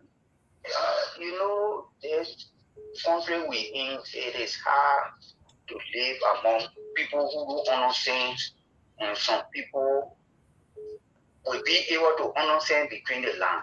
Even the great Mexico, where they talk about drugs, the drugs are to declare, the people get material, they get instruments that will be able to use, even though they avoid that drug. But are we had to drink drug or the equipment for to fight the drug? The DEA force and the government are doing well. The government doing well. You know, personally, people take it at heart because there are people they're not working, and there are people are sitting down, they're not getting the loose money that we used to get. This time now everybody clever. People are saying the country hard, the country will not be hard. When the loose money was used to come, you're taking my man local sport on lose money. But this time now, some of them have 4 or 5 girlfriends. I had a friend. Today, the happened he was here before, he not even in it. He will tell you, he say, my man, he talk. I think I have to build my little house. You see, but you know, sometimes we look at things, we will be able to get the old man the job. We say, old man, you're doing well. The old man well. I will here. I will not used to let the old man business, but I went up in Europe, Backpolo. I left from Backpolo, I came to Atas, I came to Bon County. I've seen some development. Even when I went Sano, the Sapo region, that even water Benin, the hard road at the Benin to the place there. You know, all of this here, the country, Liberia will not be built overnight. We ourselves have to build Liberia. Okay. We have a lot of our people there who take money from their country and carry to different countries to build the country. And you look at their own country, that means they hate themselves. I love the Ghanaian. Thank you. Always say they are the best. Thank they you. Are the best. Thank you. Thank you also much. You can go all over, you get. So, Mr. Gayman, you can take it from your end there. That does it for our course here. Okay, ladies and gentlemen, thank you very much. This is This was a segment of the show that were added by management. It's what is on your mind. So we don't become just the talking head. We want to hear from you, input. So we want to thank you. There was a lot of call, a lot of interest. We'll continue to do so. Before I go to the panels and go to our different panelists, we have our Cash App and our Zelle numbers on the screen here. We are asking all of our friends and supporters to please do us a generous favor by making contribution to our employees on the ground. If you got a Cash App system, it's $, TCA 2500. If you're doing Zelle, it's 678-438-3003. If you want to do SendWave, my Lone Star is 0888-297311.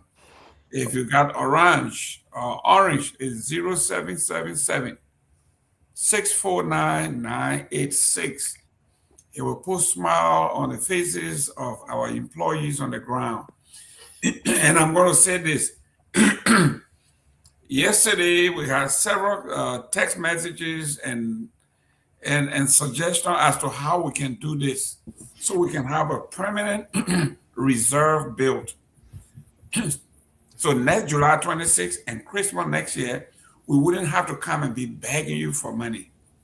So some are suggesting that we do annual fundraiser, we do dinner balls, we do all of these things, and percentage of that money should be set aside to do this so we don't bother you every year. And we appreciate that some of you have volunteered to be a part of it, and that's great.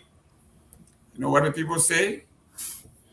Dry dog sweet, but what we're going to be eating before they draw here, we die. So this is what we're going to do here. This Christmas, day 26 is already here. We want to take care of this.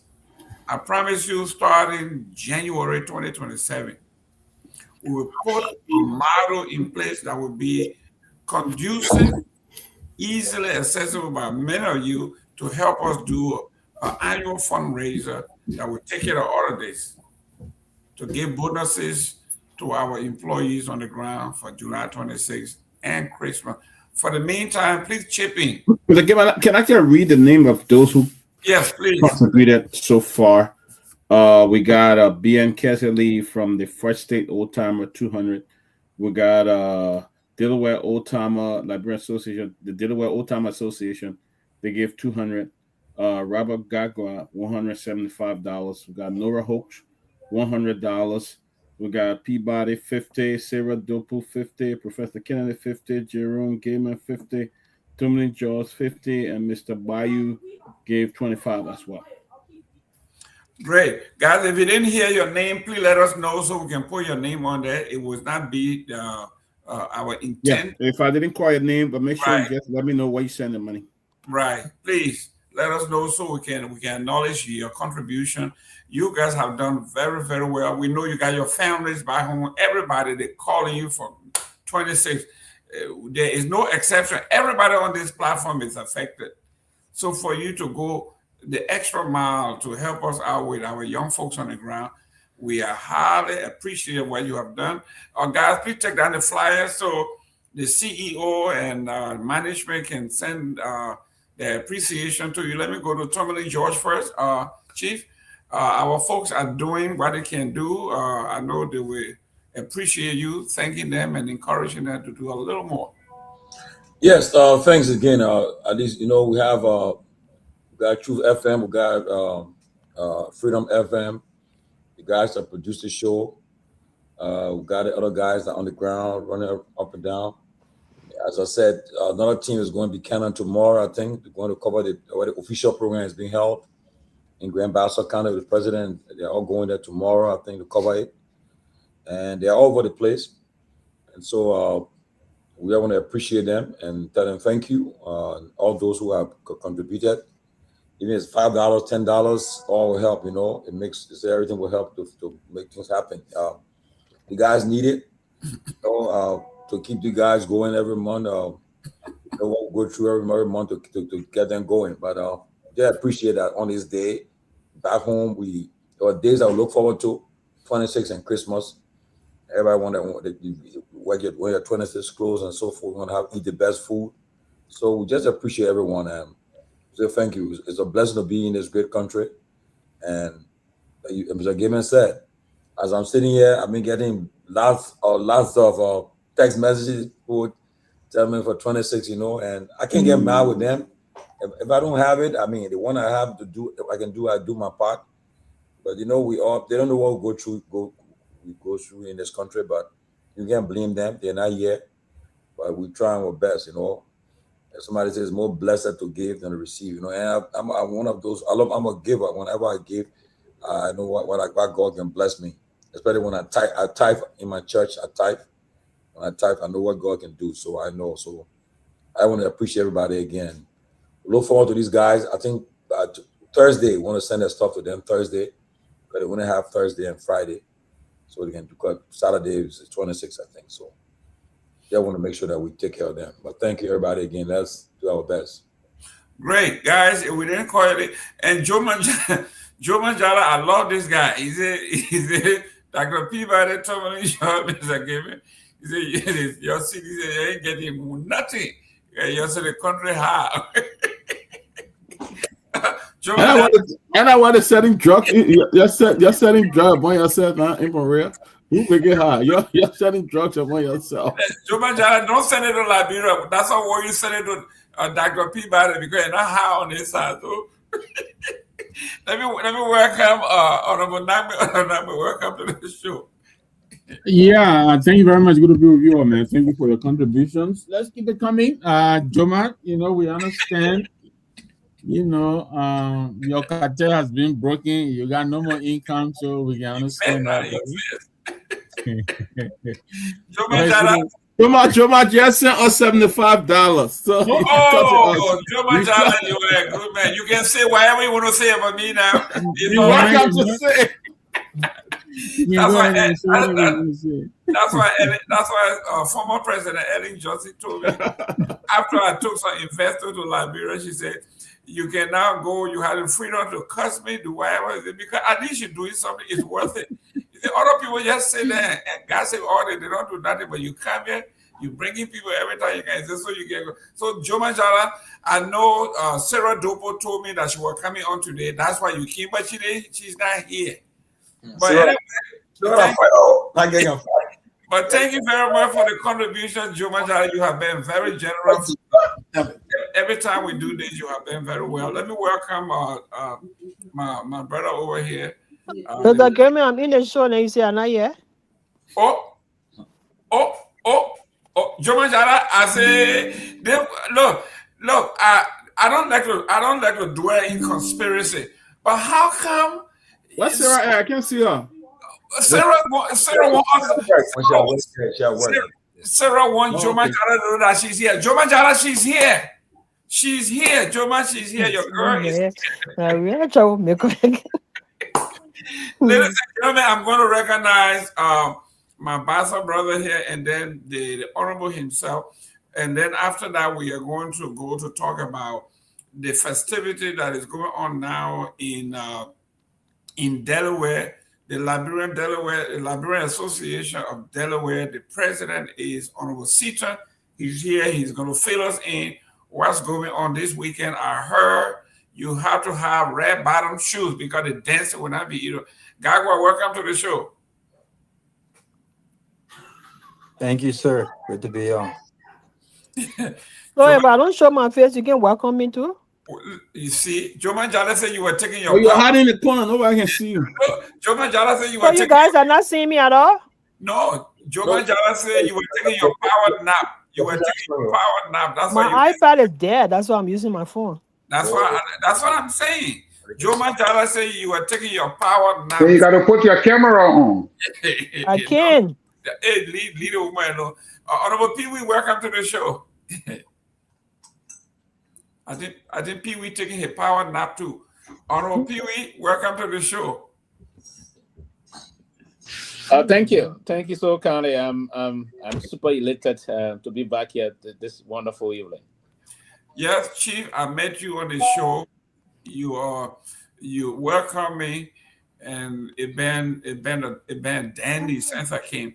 Our folks, we are raising money for the folks on the ground. We all have done our part. You want to make an appeal to all your fans to at least help us out? My fan. Yeah, I mean, listen, the guys that these are our guys, our friends, our junior comrades that are in the vanguard to ensure that there are very good news reported to our folks and the rest of that. Of course, we'll do everything we can. We're trying to do some of our connections and news, some of the rapprochement we have behind the scene to ensure that the tournament is really good for them. So the New Progressive will do hers with my contribution hopefully tomorrow, and ours are going to be collected back home in the country. We're going to instruct our financial officer to give the widow map back home tomorrow. The president of the central bank is a new pro. Is a new pro. We call him. Even the president is a new pro. New progressivism is a mindset, right? New progressive is think Liberia, speak, think, and act, right? And the intent is to project the image of the country. So everybody is a new pro. So new progressivism is a mindset that is just brought out to project the interest of the country. Liberia should come first before any other thing. We are all citizens of Liberia before we went to become individual partisan or any other political party or so. So nationalism is the hallmark, it's the mantra of the movement. The movement mantra is clear, proving to project the national interest of the country. It's like the progressive came, decided the whole issue about democratization and all those things, and all those things started. That's why we hailed the progressive then. They started things that give us the something, but where they stop, they will pick up to move on. And those other progressives that are stay around, we commend them. Where they didn't do well, we say, okay, yes, but we can all move together. But we knew saying the foundation, the bill for political pluralism and the opportunity for everyone to speak out.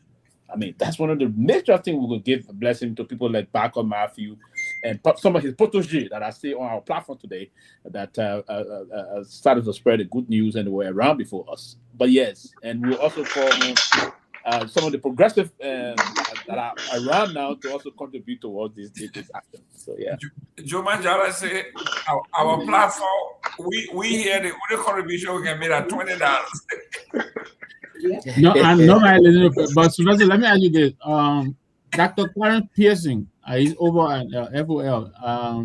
He's no progressive as well. Are you guys of the same, or he's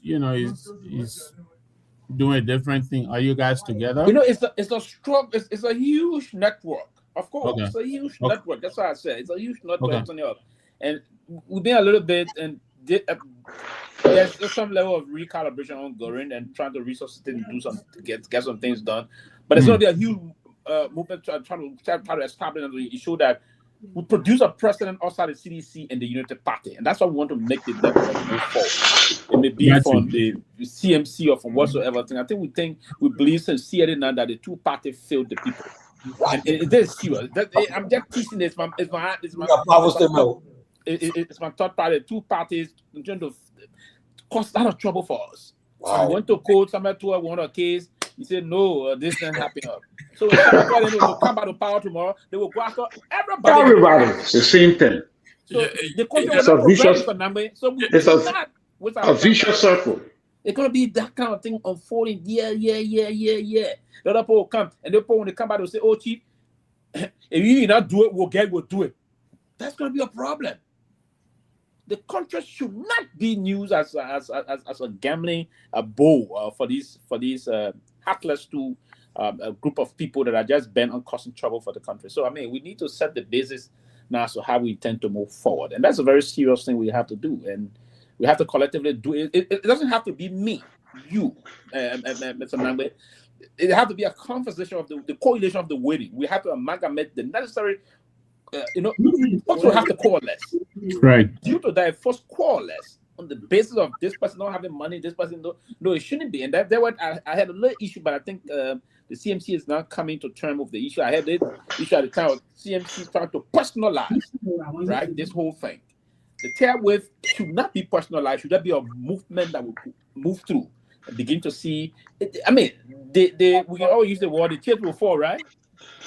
They will eventually fall. It will fall somewhere, but the willingness, that correlation of the willingness is very important. And then we coalesce, and if the agreement is done that way and moving on, I think the grand jury we need to call some kind of a call, and I will call this a call. I'm looking at the Lofa Kante call in terms of setting that stage. We can have a kind of a massive gallery also. That'd be great. You talking about Lofa Kante again? Y'all got a project info, yeah? Listen. No. When I say question, Mr. Gayman, you see, I'm not a trouble. I'm just kidding, my man. Yeah, I know you're kidding myself. I'm just kidding, clarifying.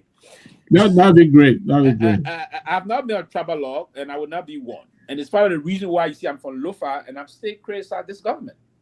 So that's a classic example to tell you, hey, listen, I have projected myself in the manner and faction that is clear and bound on politics. Now on the basis of sentiments, traditions, or uncle, no. There's a thin line between politics and tradition. I respect my traditional leaders, but I want development in my country. And you talk about traditional leaders. Thank you. I hope I didn't cut you. And I think that's a welcome development. I mean, those of us, like you said, the old heads, we can always, offer an advice wherever we can and assist. I think that it'll be welcome. But you talk about tradition. I have to wonder. I hope Sarah Dopoh is listening to me here. There is a guy, Magnus, Pobo Magnus, I believe he called himself Pobo Magnus Nia. I say he's quitting the CDC because he's following his tradition. Is he from Lofa as well? Those are the Bella-driven people there. Bella-driven. Well, let him go with Bella. Let me work on Sarah. Sarah, can you let me work on Victor, my man. Say your baby. Say your baby. You just all over the place. What you trying to do? All right, Chief. Sorry, that's that big cigar. Is that regular cigar or not? The top cigar. Sarah, welcome. Somebody 237.6 kilograms smoking. It's all right. That's right. It's all right. Just take 1 kilo. Hey, Sarah, welcome to the show. Thank you, guys. Thank you all for the show. Thanks, Joma Jala, for coming on. I see him talking there about me, but it's okay. He can go ahead and say what he wants.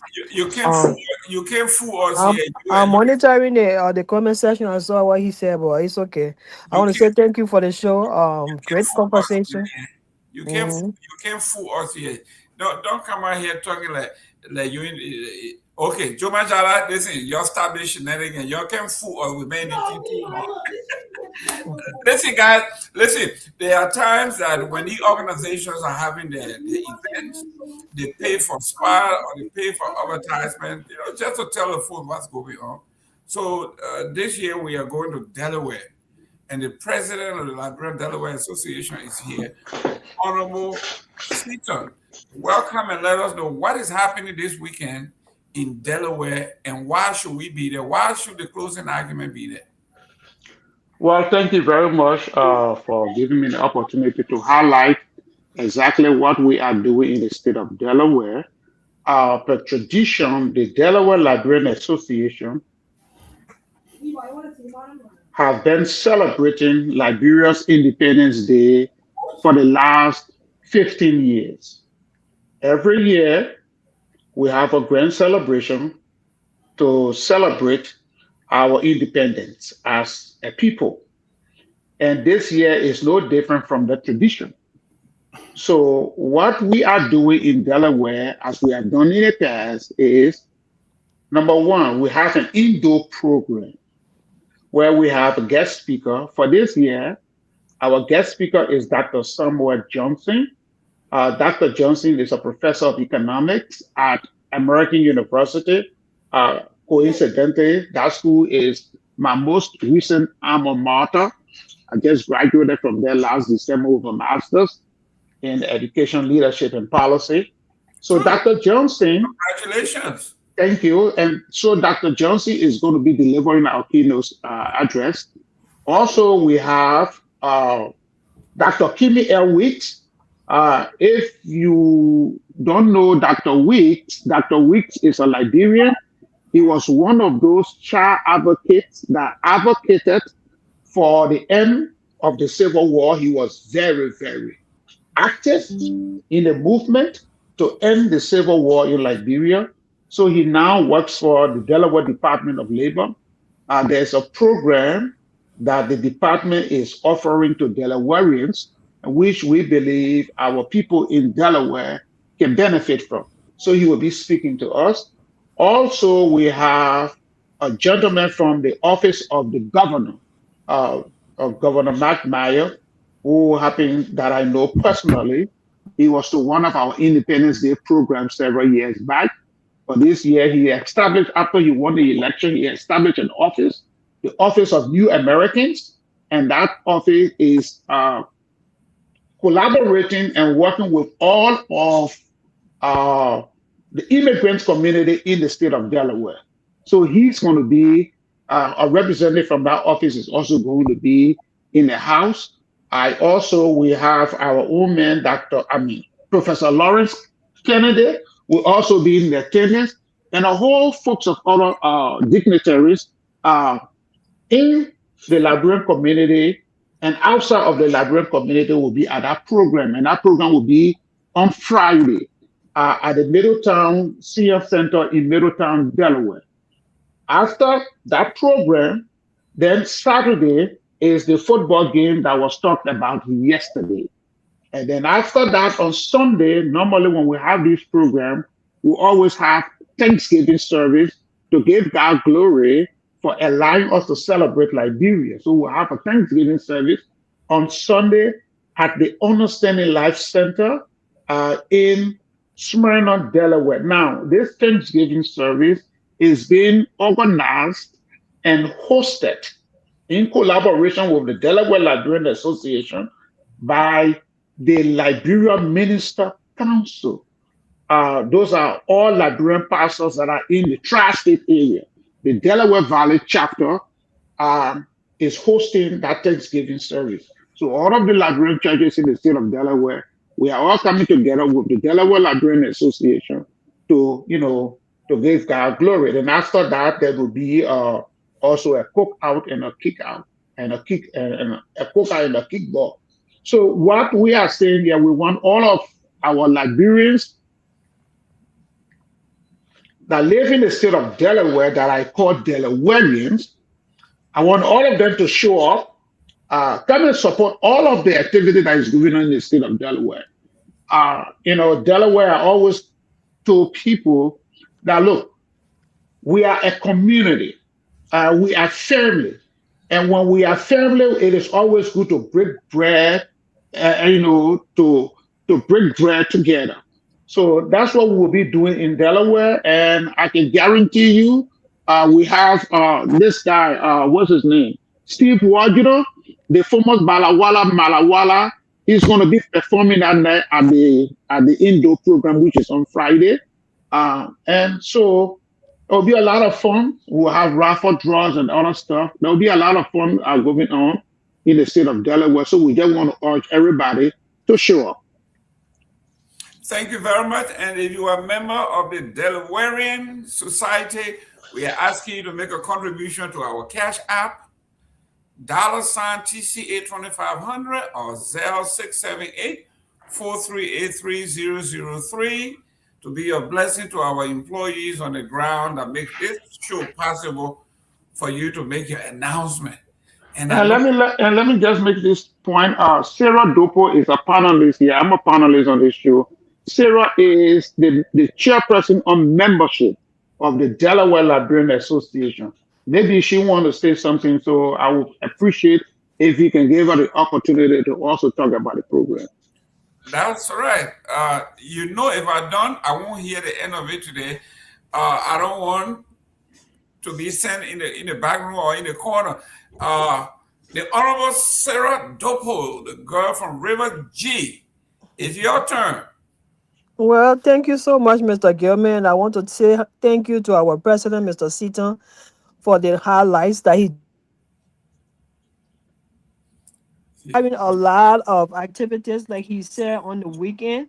And we will also be recognizing new members that have joined the association. That will be my role. I will be playing on that program. So we'll be recognizing new members that have joined the association since some part of 2025 to this point, to this moment. We'll be recognizing them. So this morning or the whole today, I've been working on the phone, and I've also encouraged members of my committee to work on the phone and encourage our new members to attend the program, because we're going to be recognizing them. And also for those that have not yet become part of the association, I want to encourage you. We all are just Liberians. We are so many miles away from our family. So the community here is like a family for all of us. So I just want to encourage everyone that is not a part of the association right now. If you are hearing my voice and you are listening to the closing argument, please get in contact with me or get in contact with any other membership team, Mr. Seaton, Dr. Nafisa, all the other people, so that we can all come together and become a part of the community. Thank you. And the community will be making a contribution towards you guys on the ground. Thank you. It has already been made for clarity. Oh, thank you. Thank you. Thank you, Mr. She Seaton. said on the ground. She didn't say in the air. No. If you already made a contribution, that's fine. That's what I was talking about. Oh, the queen want to do it on the ground. Oh, Don't Mr. worry. President, the association, what I give 1G?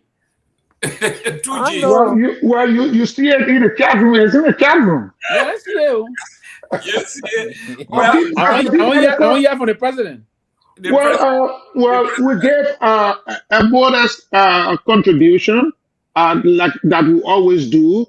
That is from the Delaware Liberian Association. So individual members from the leadership will also be chipping in. Mr. President, encourage people to join. Pewee live Delaware. But I've always, Pewee live in the state of Delaware. Pewee and myself, we always interface, and I've always invited him to the program, and I hope it is in town. And the good thing is, the program where we are having the program is just a stone throw from you. The man are your birthday, so yeah, you are at my birthday, and the program is a stone throw. My house a little bit farther than what we're having the program. So I would love you to be there that night, and because there will be a lot of prominent Liberians. And people can even carry our show live on the closing argument. That would be great. Our program, rather. Yes, but Tomalin will be there. Dr. Peabody will be there. Yeah, all the guys, my man. Everybody's coming. We'll all be hanging out on Friday night. That would be fun. When I come, I will get vest with you. Please come, Tomalin and Dr. Peabody. And Pewee. And also, I want to invite the men from New Jersey. The progressive from New Jersey. My man Victor Namu. The man from the Garden State. From the Garden State. So come to Delaware. You don't gotta wait for Musa to come before you come to Delaware. Oh my. So you trying to say that Musa is Delaware, no come Delaware? Delaware. I told you when they press you to come in here too low, you hear me? Because we need to I'm just kidding, man. I have actually attended the real life consequences of the disastrous sanctuary city policies. Uh-oh. While some of my colleagues may not want to hear the truth. Now, who is that I'm trying to mute it? Can you feel about Renee Good and Alex Preddy? You should feel about Sheridan Gorman and Lincoln Riley Who's that? Family in this country. I do feel that outrage. You do not. Do you? Because if you did, where's that song coming from? Do you feel the outrage about can we all mute and see where it's coming from? Can everybody mute? You should get the hell out of here. You don't understand the rules of the committee. You don't understand the Constitution. I listened to American Putty Bit. Sorry. Oh my goodness! I was wondering. Dr. Peabody took a while. I listened to it. It was an American debate. Sorry, I didn't even know I was not muted. It was something on Fox News I was looking at. You see, I know the brother is a Republican on the cover. No, somebody was giving the Republican. We're looking for Republican You gotta be Marvel to have Mark. Yeah, right. But Honorable and you saw the yeah, go ahead. No, you're trying to say something. No, I want you to finish. Then we'll go to. You saw the Indonesia president, right? You're telling Trump, say, I want to talk to your son. Yeah. Well, they have Mark. And so Jordan can say that Mark will just open. Yeah. And Mark, the guys on Mark that are very highly sensitive. Yes, sensitive. I think that I'm told it can push it, it can draw the voice from distance. Everything this now is technology. Yeah, the camera can bring you closer to the camera brings to your voice just hit there. Yeah. The 2 men are talking secret. I know how that got that. I need to talk to your son. No. When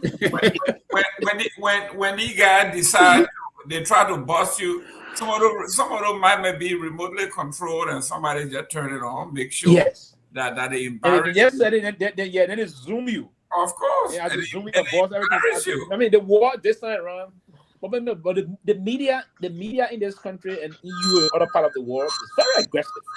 Of course. I mean, aggressive and progressive. The narrative is there. But Pewee, let's talk about George Fecker here, right? Yeah.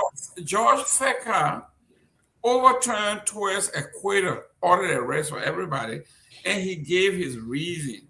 Even though it doesn't make sense, the Justice Minister says, while the Constitution guarantees that no man should fall victim to double jeopardy, in his case, in his reasoning, he thinks the case was tainted in the first place, so therefore the judgment doesn't stand and it should be nullified, null and void, and we should return to status quo ante. That's his interpretation of the double jeopardy.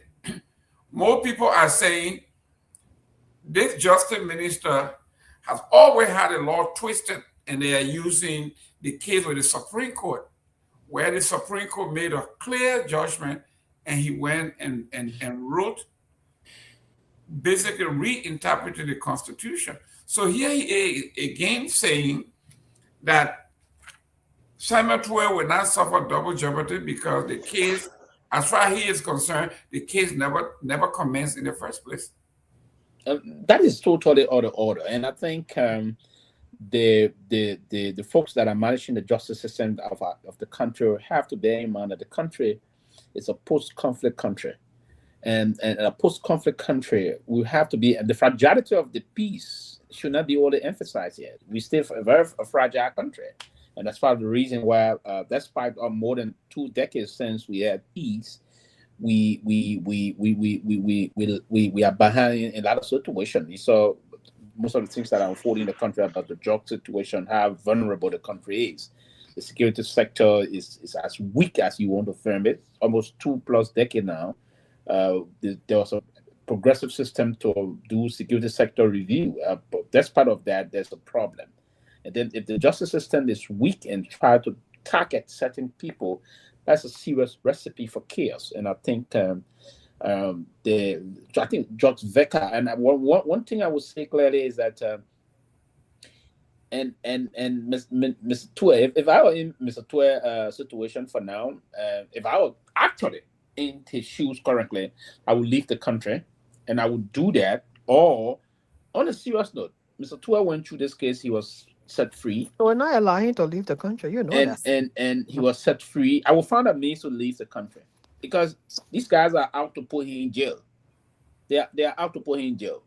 So Pewee should deploy every means. If I were in his shoes, I would definitely leave the country. I would find everything to leave the country because this is not about prosecution now. They're trying to persecute him, right? It's a personal wish hunt, and I think the judge will have to be mindful. George Fecker, you have your family. You are a family man. You have your family in that country. Stop jeopardizing the life of other people's family here. That's a serious thing. You cannot do that and believe that the angel in heaven will protect you. Don't do it. These are terrible times that you target people the way you want to do it. The man went through the system and then you sat down. There was an issue, Mr. Gayman, about this. this Augustine fireman that he was also linked to the thing. They dismissed that case. Yeah. But you want to dismiss fire case and you want to target this man because you believe this man is linked to the former president. You just want to bring him down. You should not listen. When the thing started, we all opened up the process and say, go to court. Go to court. Go to court. You want to court. Do you know the amount of resources the man pay his lawyer? The man does not have money. All of the money he had, he put it behind this case. He should have used the money for his children. He found a lawyer. You want to bring him back to issue? You want to put him to jail? If I were to, I would leave the country. And Mr. President, if you're listening here, this is an issue that would bring some problem to the country. And I've the CDC coming up now. I think, they should do it. The United Parties that came out with threat before, they should do it. But to have a judge sitting somewhere, you are vulnerable around people talking about trouble in the country. Other people, this is bad. And the United Party will also, the CDC and those people that are targeted in this matter, will have to come out and speak for themselves. Nobody will stop anybody from going to court. But if there's a case now, if you knew this issue of a jury tampering, or they were tampering with a certain member of the of that crew, you should have elected. You have come out. You should deploy all the necessary mechanisms in trying to protect whosoever that's engaged. This was a very high-profile political case against the former finance minister of the Republic. You spent all of the time. There was a time that when they did this, did that, you went to case, and even the time during elections, the both parties have agreed. We have to be in mind. For me, again, and that's why Mr. Gayman will always balance my thought on these issues. And that's why I was saying to Mr. Sita here today, saying things. I've just been talking, and we'd love to get the facts on how things can. But with the two case, I think they have that. Leave the man alone. If you have any other criminal matters on him, go back and draw a new indictment. If there's indictment, something other way indicting, you move to court with all of the evidence you got against him. But to come back and want to bring this against this man. You see, Tua is doing all the talk. Somebody said Tua is talking. You can't hold Tua. Tua is frustrated. Of course. They're trying to bring this man down. They're trying to kill him. Because this can push into some serious hypertension and other things, and just when they drop and die. This is about his life. You don't do that to anybody. The man won the case, and you want to do this. There are other things unfolding now. The main case and other things. I think we'll have to stop this. This message is going personally to George Veka. Stop this. Don't see Liberians are so kind that you want to play. There's certain society in Africa, you don't do this. If the government is pushing, because the information we're receiving is that the government is telling Veka that if you are to do this, we're going to get you out. We're going to get you out. But Honorable Josh, Your Honor, this getting you out does not. I mean, you're trying to put another man's family in some problem. The man won the case, let him go. If there's new case coming to your bench, then okay. What is it? Now you sent some people to jail yesterday. How did you derive at this issue about saying they were found liable for this tampering thing? Who tampered with them? There's still a lot of questions lingering that we have not gotten the answers to. Who's tampering with them is a game. So for me, this is we're playing with things in Liberia. And one thing I want to recall here, and I was sitting in before government time when this and work with UNDP and other things, doing the DDRR program. I know for a fact that the United States government spent billions of dollars on Liberia for the peacekeeping mission. When I worked with Myean in Cement Notice, when I left from Myean, I went and worked with Premier Urgent at the DDRR camp. All those things, the DDRR program, the amount of money they brought to bear, we disarmed those ex-combatants. I played a direct role in disarming these people. When they brought the arm, we had them registered, took them to the VOA camp and other things. The United States government spent a lot of money. ECOWAS, the rest of our sister countries across the region, paid a lot of money and their blood for peace to come to Liberia. If any knucklehead were to move to undermine that peace, those international partners would not forgive us. So it's about time that everybody speak to this. If the man won the case, stop it. Walk him to Liberia because of marginalization. Certain group of people felt they were marginalized, particularly the Gio and Mano people. I don't have this. They said they were marginalized by the Samuel Doe government. Yep. And that's why they were exposed, vulnerable. And Taylor capitalized on that and hired most of them to be special forces commando. They took them to Burkina Faso and then Libya. Out of the 225 special forces commando, 92% of them came from Nima County. Meaning they acquiesced that because they felt they were marginalized by the Samuel Kanyando government. So, I mean, this is just something I want to push back to them. If people believe that you are targeting them, they have no resolve. That's why they need buy-in there. So stop that. But quickly, on the issue about Finabono building, I saw Sito saying something. I just been asking another question about that quickly here. We need to first and foremost ask the question, how much is the total charge they're having against Finab? What's the amount of money they're talking about? Is it money around $4 million? If the money is around $4 million, the bill bond would be $8 million. Nobody say you double the fund. That's it. In the law student or the lawyer will say double the game. I think at somewhere around, I think 6-point-something million, and then I think so the reason why they ask for that amount is to double it. So they are not wrong. So I saw Sito say, oh, so then we got to take time ourselves on this platform with research. They're not wrong. If the amount is $200, your bill bond will be $400. That's the law. That's law. It's not that they're bringing it up. All other government have been coming before you any time, whatsoever time I say. If you are held Mr. Gayman for $5, your bill bond will be $10. The same happened in this country. And they say you for years, if the bill, if you pay $10,000, they say okay, you pay what 20% or what percent of that. Everywhere they got the issue of that. So, Mr. Sito, the amount is not outrageous. That's the law. If they are calling for 8 million, we have to know what is the charge for, how much they holding her for. So they are not wrong. So that's why I wonder the lawyer was just saying, General, to me, said, I just try to provide this. They are not wrong by the amount they're showing, they're giving. And they eat the difficult thing quickly about what he said about people struggle to get bond. It's in two different. I don't have to put it this way. So let's agree, Mr. Pewee is held. And then we move to the insurance company. The insurance company now currently even they are refusing because many people will escort the insurance company will get in problem. So if you want to get property bond, if I'm using my house or any of my houses or all of my property in Liberia, and I went to the court, I say I will use my house to build my friend and brother. And then the other lawyer will say, okay, Your Honor, we agree. Yeah, Pewee bring the documentation of his house to see if he's paying taxes. They will contact LRA. If Pewee had not been paying taxes, that bond will not hold. So the issue there is complicated. Most of them don't pay taxes, Mr. Gayman, so that's the problem. So it's a property value bond, it's an issue. It's an insurance thing, it's an issue again. So that's what the complication is. Most of them don't pay our taxes.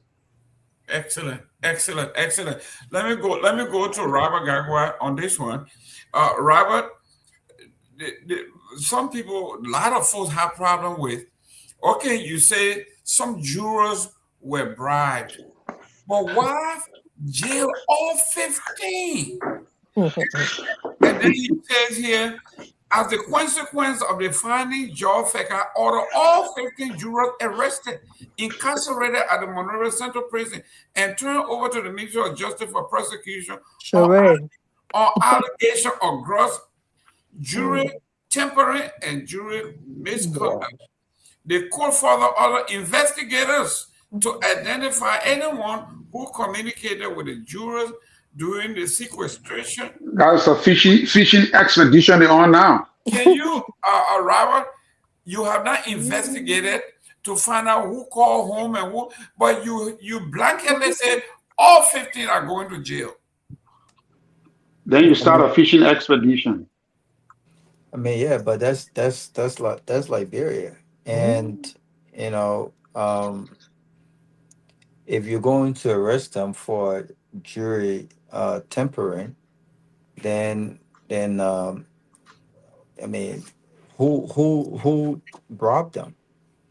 Where did they get the money from? Who robbed them? Because again, all of their phone numbers and information was in the hands of the state. So the state and the judge and the attorney and all those involved have not shown evidence relative to how that actually happened. So if you're accusing them of bribe, then who is the individual that actually bribed them? And why is it that we haven't seen that person? Why is that person not arrested? I think this is fear tactics. I think they're taking advantage of the environment. We listen. Liberia is not a country of laws. Liberia on the books should be a country of laws. Should be a country of order. But in actuality and in practicality, Liberia does not function as that. You only see the law or people attempting to quote the Constitution and all these legal terminology when it's politically influenced. That's when you see these things at play. But all of the persecutions in Liberia, and I'm not sure who mentioned this yesterday. I think it was Mr. Seaton. They are politically motivated, and because the objective is to, by all means necessary, ensure that the former finance minister goes to jail, and it hurts the feelings of the state that they lost this case. From the argument that, well, we didn't lose the case because two of the accused were found guilty, to double down on this whole argument that, well, their main objective, as we consistently said, was not those two. It was in fact the finance minister. And so am I shocked? No, I'm not shocked. But this is the society. The jurors and those guys, unfortunately, do they have the resources to go and fight for themselves? I don't think they do, and I think that the state understand that. Are they trying to coerce people and threaten people into making false statement about bribe? I don't know how that's going to work, because even if anyone made a statement or confession under any threat or anything of that nature, they will still need to come and prove that. And so, this is a losing thing for the persecution. I think they should let sleeping dog lie. They've lost the kids. This kid has been a joint, and they should move on. But that's the lawlessness that we're dealing with in our country. Victor, this is. I thought if the jurors were tampered with, that is to me. I thought that was a separate crime. The man have been found not guilty. That case is closed. Anyone who bribed the juries or the jurors, that's a separate crime that these people now supposed to face. But to say a crime that was committed allegedly by somebody else will have a direct impact on a case that have been closed. I find this. Look, this is why we say in Liberia, look, a legal mind called me today. We're talking about it. He's a non-Liberian, and he defined what a failed state is. He said if the state failed at justice, and the state failed at healthcare, if the state fails at education, security, the economy, and the legislative body, then it's a failed state, because those are the cardinal pillars of a functioning state. So with all this, the basic tenets of justice, if you are saying you will set aside a jury because there's an allegation, even though I'm acquitted, but there's an allegation that Pewee may have talked on my behalf or intervened behind closed door. So if Pewee had committed a crime, that crime now is transferable to me, setting aside my acquittal. I've never heard. I mean, Liberia, we keep setting new precedents for new things on the wrong side.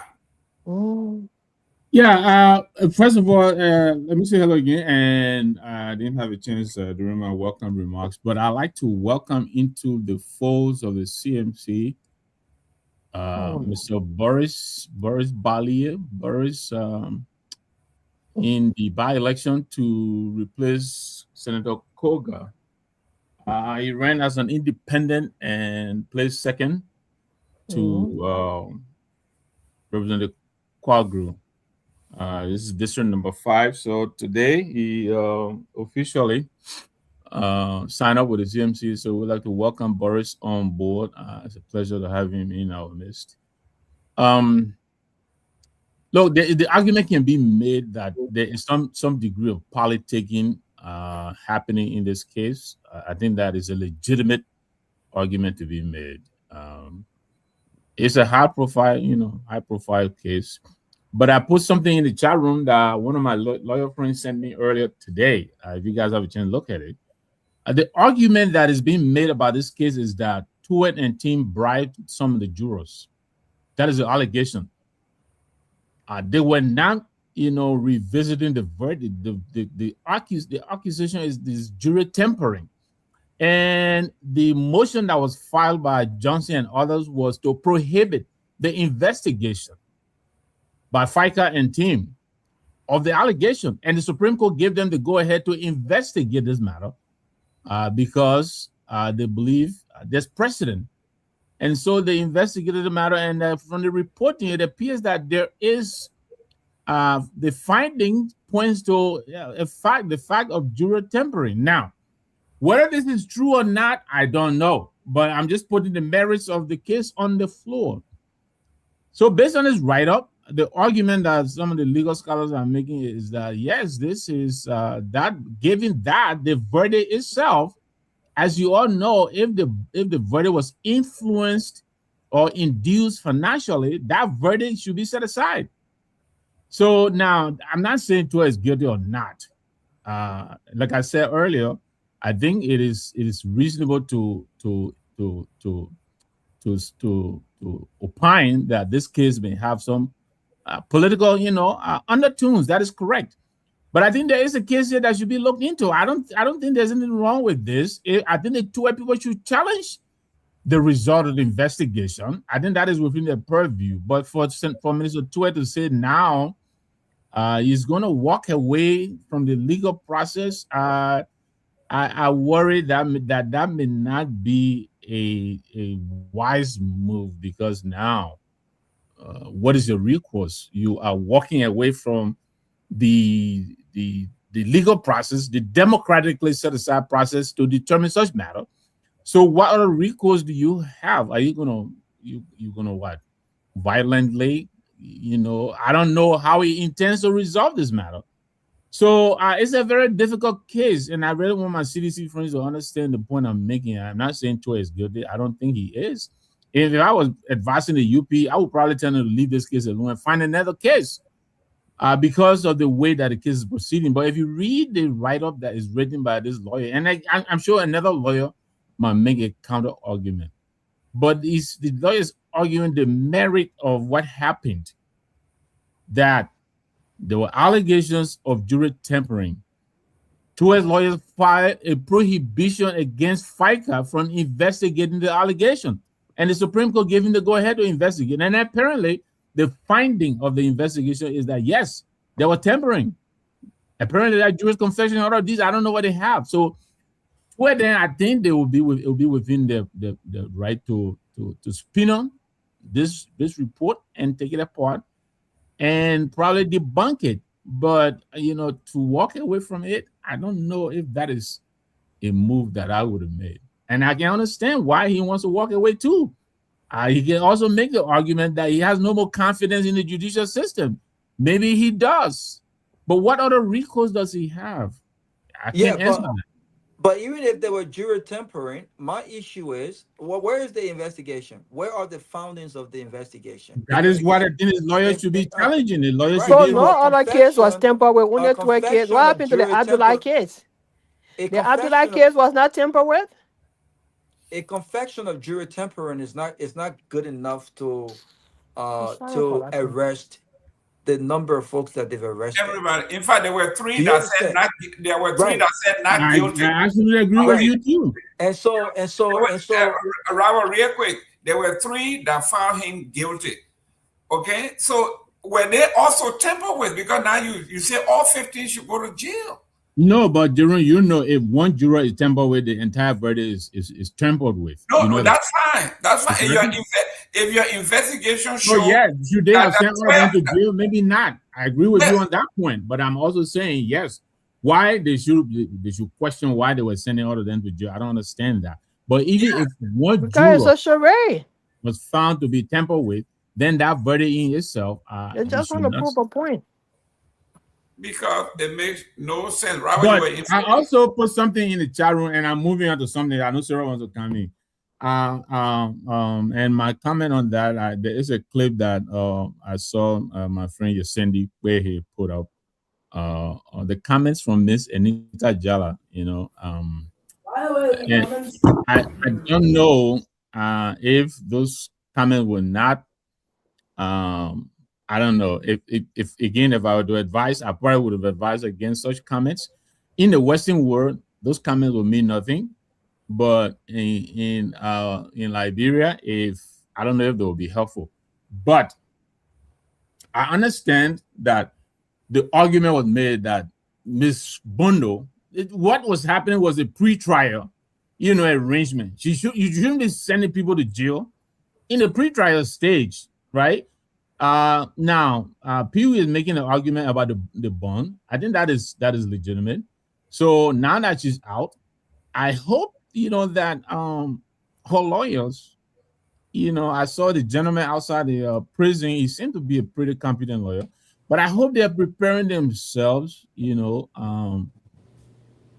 for what is, I believe, is gearing up to be a very, very major showdown. She has been released, which is good. The legal system is working, but the lawyers have to keep her out of jail and also have to clear her name. Now, what does that mean in terms of the bond that she filed? She filed because apparently it is the inadequacy of the bond that the judge was using to send her to prison. But the woman is not a flight risk because she was out of the country and came back into the country. So it's the same way Twet left the country and came back. So when you are sending these people to jail, I'm not a lawyer, but it really is, to me, it's oxymoronic. The person presenting themselves, I don't know. Is it sufficient to send to jail because the bond was not enough? I don't know. But she's out. I think that's a good thing. And now I hope this whole thing will reset so that the both sides can now, begin to give us something that represents Liberia and not a kangaroo court. But that will be my input. Honorable Pewee, I know Fina Bono's lawyer. I know the lead lawyer is my mentor, Michael Wacken Wright, my AME brother. He introduced me to the Young People's Department through Jita Chapel AME Church in Brewerville, Eliza Turner, there at Camp Johnson Road. So he is a very competent lawyer. In fact, he got his master's in law from the University of Connecticut. So I know him very well, very competent. And he was an associate justice of the Supreme Court, former associate justice of the Supreme Court, and justice to the ECOWAS court. So he knows his way around the Supreme Court and the Liberia judicial system. So I'm sure she will be well represented. My only problem here is the same as Mr. Nagbe is saying. This woman who have chosen to stay in the U.S. or in the diaspora and say, I'm a potential political prisoner.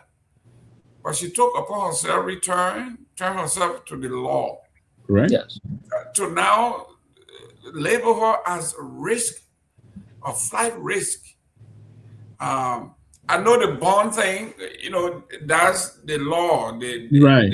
those in the system now have to go and change that law that some of this thing was not intended to be this, but it has become so excessive that I, Jerome Gayman, don't like Pewee.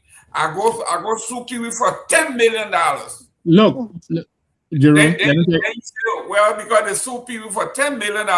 Now we got to double the $10 million. Now you got to come down with $20 million. I mean, it just doesn't make sense. You want to say something quickly? I know Sylvester will come in. Look, what I think what we're witnessing is the same thing that gave Charles the victory in Liberia in 1997, right? And for quickly, the entire international community was bleeding in Kosovo, right?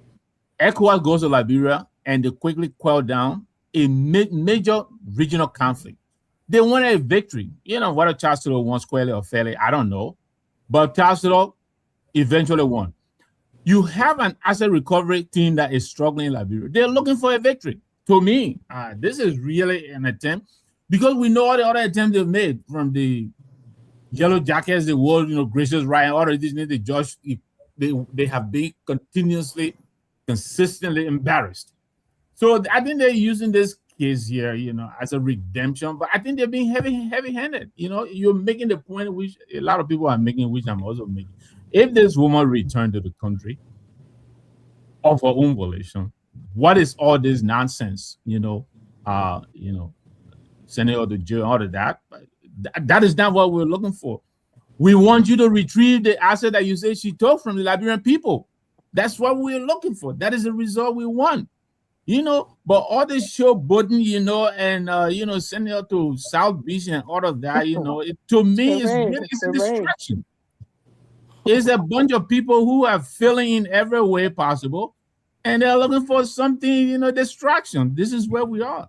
Even with the Samuel Tuer case, it appears to me like they're seeing their way out of no way out of it. What Tuer has said on another network was that these are shenanigans that they do. They go and plant people and do all kinds of stuff. I said, back up something in the back pocket. When they fail, then they go, you had a phone, you shouldn't have had a phone, or whatever it is. So it appears this is what is happening. And for all it is worth, these people, I think they got, if I'm not mistaken, how much they got in the budget the last night? Was it $7 million or whatever it is, for nothing. Then they're doing nothing. So, but as I'm passing on, I forgot here, let me congratulate the former vice president of the CPP, Charlene Bromsky. I forgot it yesterday. I didn't congratulate her. I think she... She's a judge to the ECOWAS court. Absolutely. I think she's deserving of that. So congratulations to Councillor Bromsky. Thank you. Let me also say congratulations to Madam Bronsky. I don't know if she's mistress now. So Councillor Bronsky, let me say that way quickly. I will hope the Liberian government, the fact that that's Liberian representation to the ECOWAS court, the Liberian government will now move forward to start respecting decision coming out of ECOWAS. The government have never in recent history respected, and ECOWAS have raised that repeatedly. Even the delegation that you remember during the Kofa incident twice. Yes. The government of Liberia being very, very smart. You see, and that's the issue there. The rule of law thing is a comprehensive thing. You can't say on the other side you respect it, you want other people to respect yours, and you don't want to respect something coming from ECOWAS. But the intent of the law, Mr. Gayman, as you said about her lawyer, she got a very brilliant lawyer. And the father of her daughter himself is a very powerful lawyer. Household name, Councillor Peter Bono Jara, the former Attorney General of the Republic of Liberia. Also, that's the father of Fina Onitsha. So she got some very wonderful legal representation are going to come out. But the intent of the legal system, as someone said to me, it's not basically to punish. It's to correct course. It's not to punish. So you see, it's not to punish. So, but the way they are moving, and they agree that I came back to the country and the bond was defective, if you will. I mean, you could just work with her lawyer and say, okay, the judge will instruct. She came back to the country. She was out of the country. She came to the country. So she's not in the country trying to escape, or she was escaping and you caught her. Yeah, so that would have been a different thing. Okay, say Your Honor, if she don't have the valid criminal appearance bond, then we'll move down to lock her. But no, She came her own volution. She came back to the country. Made no sense. So what was the debate? So I mean, there should have been an instruction from the judge. I thought the judge would call a conference between the party litigants and say, hey, can we sit here and have conversation? Now you said that the judge, we had a hearing, the bond is defective. Called the other counsel, the two counsel in chambers, say, can you, now that she came, because she's not going nowhere, and other people serve as guarantor, can you go and fix the thing and get the thing straight up? That's it. But I think the intent was to just say, okay, we want to show that we are fighting corruption. We would do this arrangement and just pull out to jail and say, okay, we challenge the bond. The bond will be challenged. The bond will be challenged. But I think that was somehow reckless because she's not escaping. Or she's never attempted to do so. Another thing is that our man from Ares, Edward Cloud, how you call him? Cloud Martin. Sorry, Cloud Martin. Cloud Martin up to current, and we different thing nonsense they're trying to do, and this is if this is the way they want to do it, target Mr. Weah and do some of his surrogates of people that are close to him. Now we are getting behind the scene now also that he's trying to put out an indictment against Mr. Pewee. This is unfortunate. Up to today, I'm talking about Pepsi. Up to today, they have indicted 73 persons. Wow. 73 persons. If people don't know, let me say there's 73. So this Cloud Mountain guy is on a kind of a fishing expedition to justify money. He's one of the notoriously allegedly corrupt person ever in Israel. Listen, he's one of those. His whole thing is, he want to be, they understand how to do these things, keep the government busy on the line. Because he said before, as Captain Antonio from Mosurado, all those lines, keep these things, they go and scatter the indictment to get money moving on, to get money around. 73 persons have been indicted, but we have few high profile. Then if they, let's say they indict Finna, the hand Finna, there will be another 10 persons. They got almost 70 persons, more than 70 persons indicted. So the whole thing is about running to the Ministry of Finance to raise voucher and say, okay, we got a case in court. You know the case that are going in court. 73, you have not done one case, have not come down to get results. Now, when the president has used his executive power to establish ARES, they give ARES prosecutorial powers. But within the prosecutorial powers, you can go to jail without the Ministry of Justice. You can prosecute cases on your own as an autonomous institution to prosecute. But now, that's the way that's the kind of a thing he's putting in. He will cajole people around the place. I'll let him run into court, draw some indictment that by it's a kind of a duplicity kind of a indictment. Draw these indictments that don't make no sense. Then you start running behind financial. Oh, we got cases and we need our money, our budget should come. So a lot of things we ought to understand. All of the indictment you've been pushing up. How many cases have gone to court? How many have we heard? Nothing whatsoever. And now you come every day with new indictment. The last time you brought the other people you did, Mawani, these people you did the other people the one that you did this is coming up. Immediately Samuel Tua was vindicated for the first case. You invited Samuel Tua to say you got an indictment coming up for him also. And now the next thing is you say you try to indict Pepsi and other things. Listen, we ought to focus on and we are warning on this. We need to keep the peace of the country. When Madame Sadi came in Liberia, and that's one of the things people said she was one, and she played her card very successfully. She showed that the international partners stay with her through all her term as president of Liberia, 12 years. She did that. Madame Sadi was very careful as to how she did prosecution. When people are targeted, one of the things she avoided. And that's why you didn't hear a lot of unnecessary noise during her presidency. People went to court on the basis of the facts. People drew indictment on the basis of the facts. They called the grand jury to do these things. And for the grand jury to do these things, it should be on the basis of facts. If the weight of evidence adduced cannot meet whatsoever thing, they will trash it. And that's what should happen. So if you have a Minister of Justice that is laissez-faire, bring a Minister of Justice that will take control of the justice system so that when the grand jury are ordered to sit, it should be for reasonable an issue with root in it, not on the basis of sentiment. So that is all the thing that's unfolding. So cloud mounting is on this line, moving here, there, yonder. You want to, if you're not taking cloud mounting with a dart, because my understanding is he will even, there are some say he was trying to indict somebody, he indicted one of his cousins now. So, oh, no, the cousin, oh, no, I'm working with the people. So they are confused, but he's doing it on mission. He's doing this. He's doing it on mission to eat money. He's one of those guys. Really. And the last thing I would say, Clamante is also on the payback here. He's targeting the CDC bill because he felt the way he was booted out of the LACC. He's angry. He told some friends that, oh, and they did it. They even went to the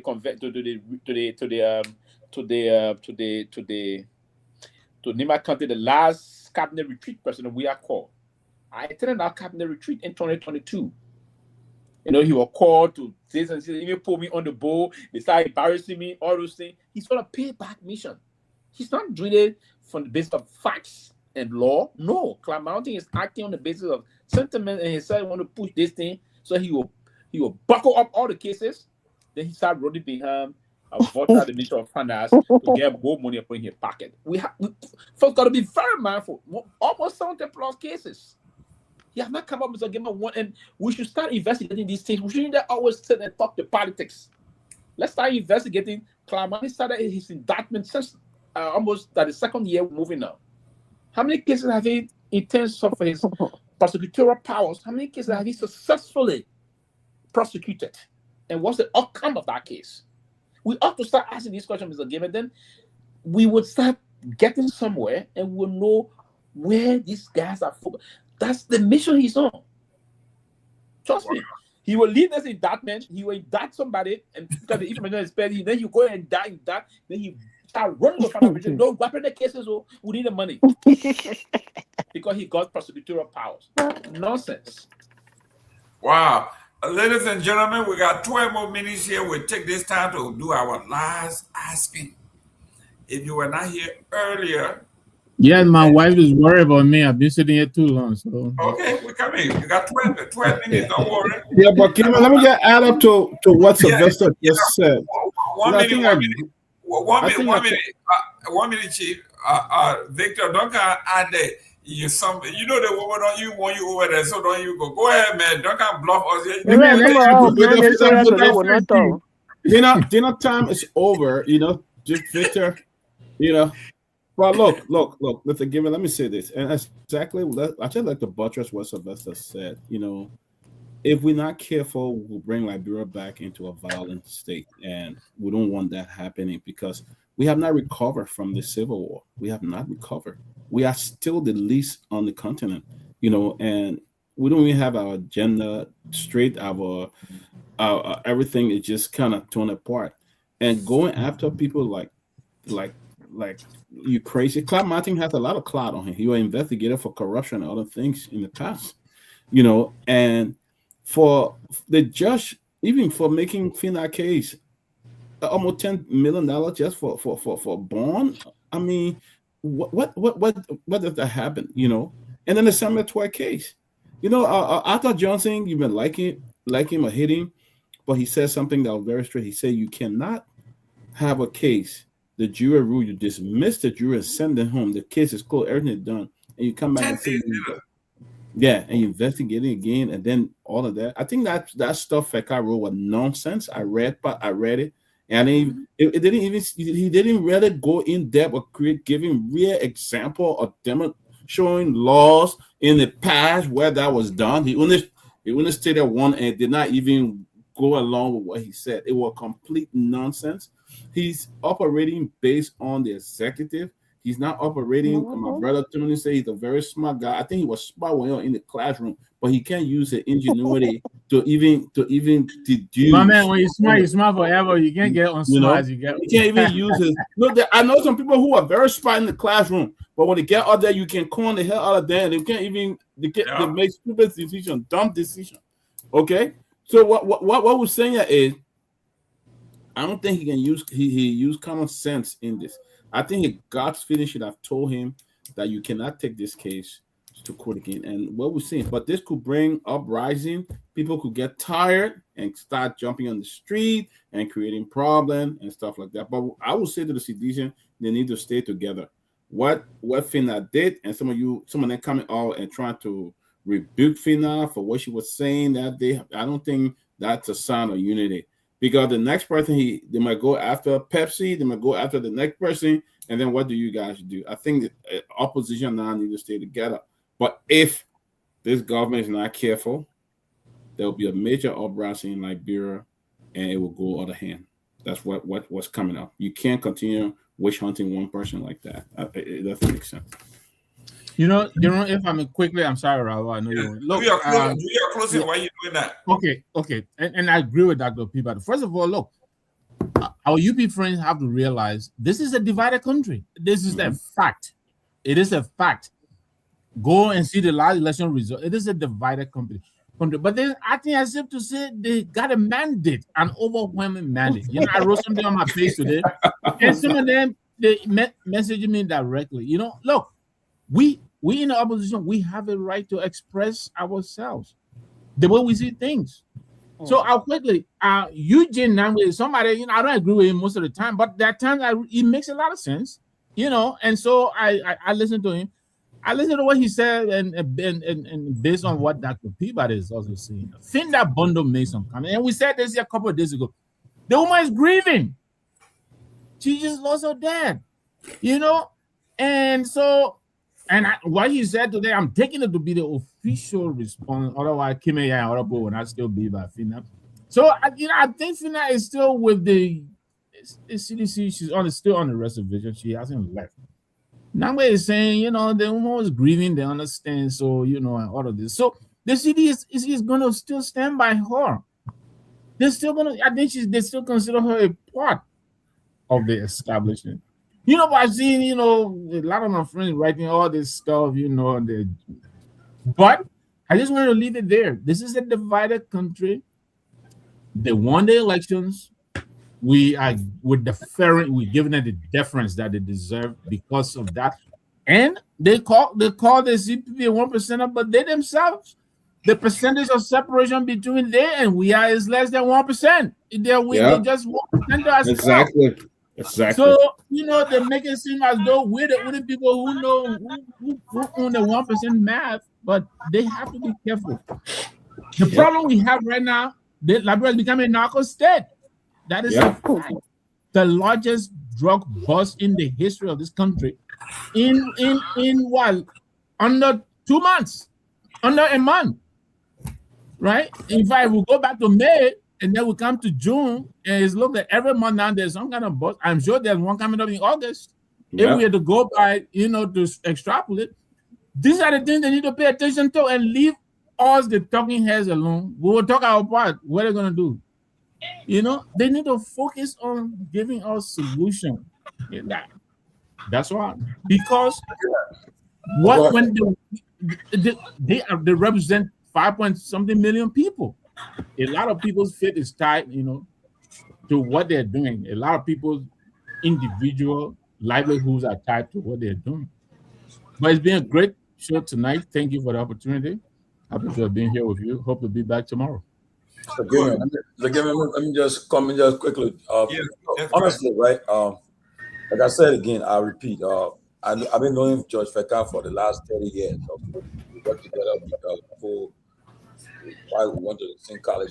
We went together. And, as I said again, I'm just surprised at what happened. Even if he's under pressure, even whatever the situation is, all I can say is that his own future, he's a young man. He's still in his 50s. He's a young man. He got a far way to go. And I think, how far? You in your 50? How far you gotta go? No, you got far way to go. Come on, when you say old, I mean 75 hand, but you may get more than 3 decades to go. So I mean, when you're 50, you part of A. Huh? Don't try to withdraw it. By the time you reach 50, you in that number. He ain't young. Tomalin playing God. Myself, in my 50, I ain't young. Don't be saying that thing. Tomalin playing God, and I get him at 30 more years. So you live in the year old. Is that look, when this case, when they came up with this ruling, Justice Minister, the Justice Minister, I have respect for this man, but everything I can guess because because the man he came on the tutelage of the State Councilor Bromsky. And Bromsky was a brilliant lawyer, you know that. But then to see him in the case with Kofa, the Senate were all confused. The minute he came out without advice to the president, they ran with it. They said, okay, the man, I think to tell him what to do. Ran with it. Now, again, in this case, when the case ended, he had a press conference and said, well, they accepted the ruling. They accepted the ruling. And then next time they will fight out for the other case before them. But to come back and say and to support what's happening, again, like I said, Mr. Nagbe said, politics is being played because the target had always been the one that 12 target, okay? And they failed. They never did their homework and they were kept blinded and 12 got acquitted. And now they're coming after him again with all these things. But again, the burden is on them to prove that the jury were tampered with. They got to prove it. You don't only just saying verbally they were tampered with. You got to produce evidence that either through phone records or whatever the case, show something that how they were tampered with. That's the burden they got to prove. And on the part of the CDC position on the issue, look, people said to us, should leave the country. No. Why they meant to leave the country and he get caught up with something they can't harm me? It's all the man trying to do something and he exchanged gun with people. You can come on any kind of stuff. So he shouldn't leave the country. Let him stay there. A party is standing by him, the right thing. And again, because this administration is yet to be tested, I think that's why they keep on pushing the button, pushing it. Because the day with Kofa, the Supreme Court ruled that Kofa was the legitimate speaker, and everybody thought that they were going to say, okay, we're going to use the law to enforce the Supreme Court rule of the case, but they back off. So the person, but then the people then we're not afraid. We'll push it. They will keep on pushing.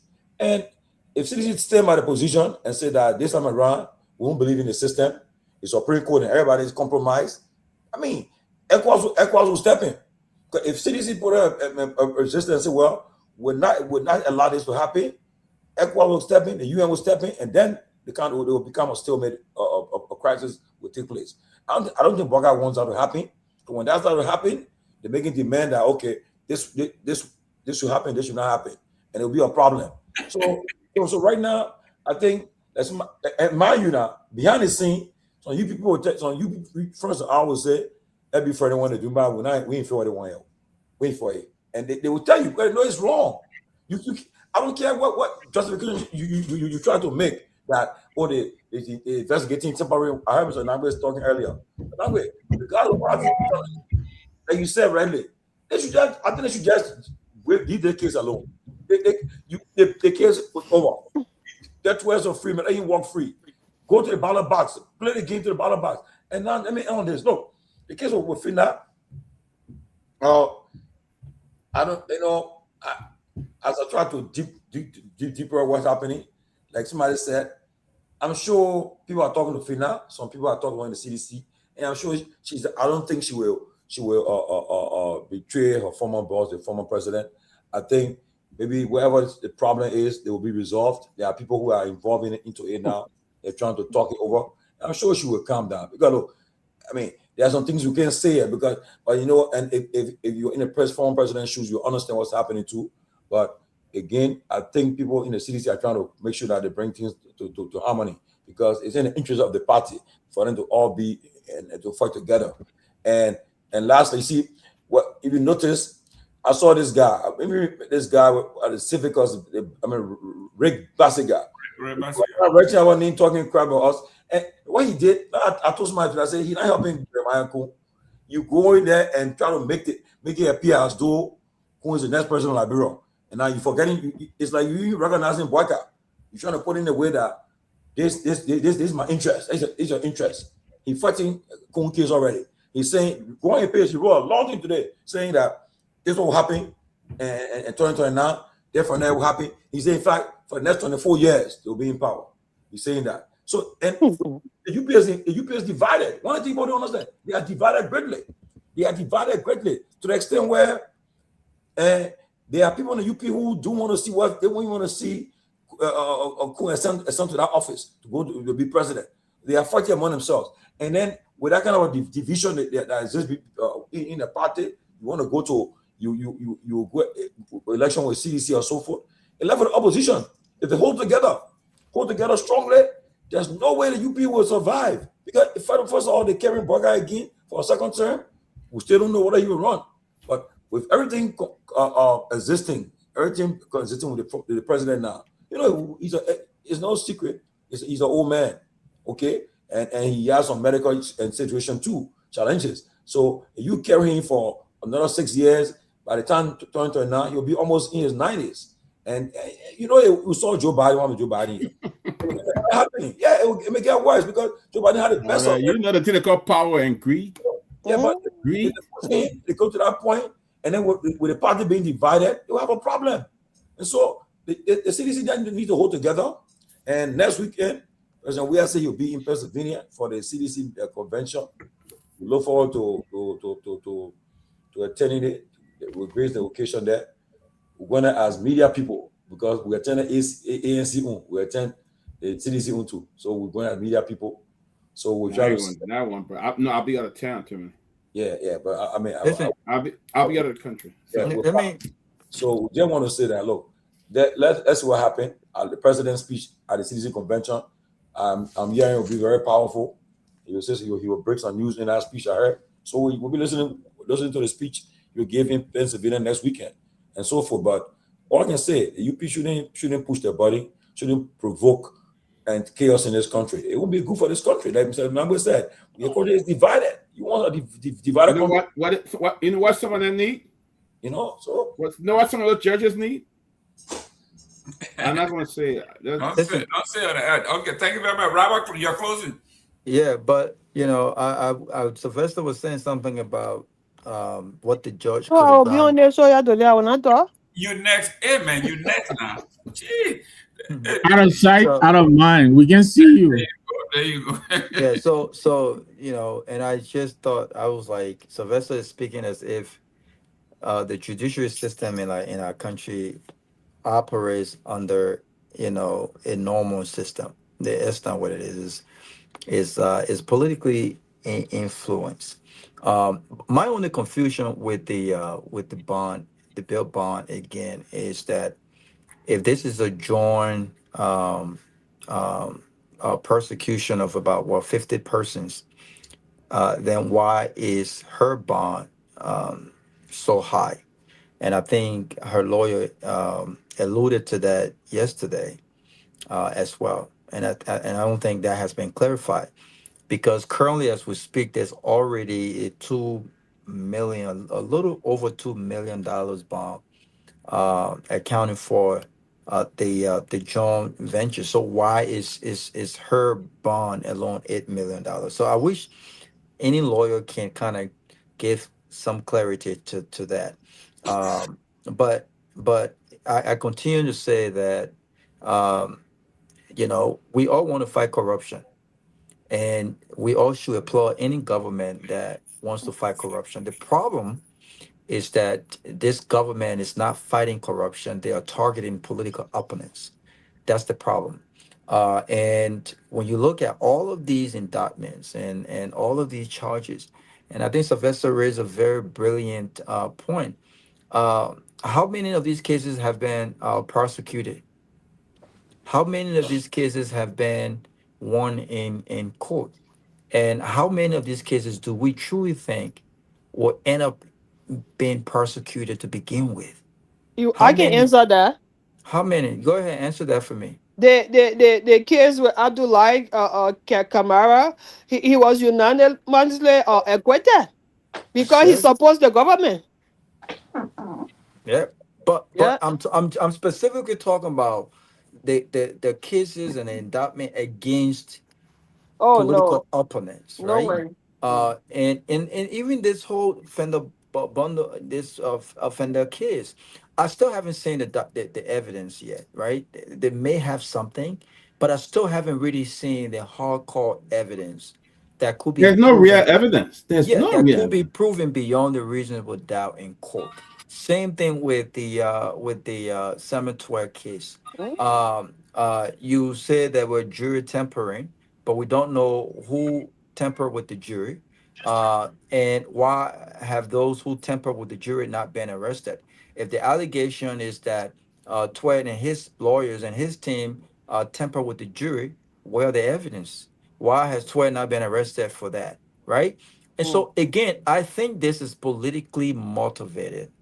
And the Unity Party, I think they are. I don't know what's going on. I don't know how to describe it, right? But I think they're hoping that something sticks. They're throwing the kitchen sink politically, and they're hoping that something really sinks. But this is going to backfire. I don't think there's going to be some uprising in the country.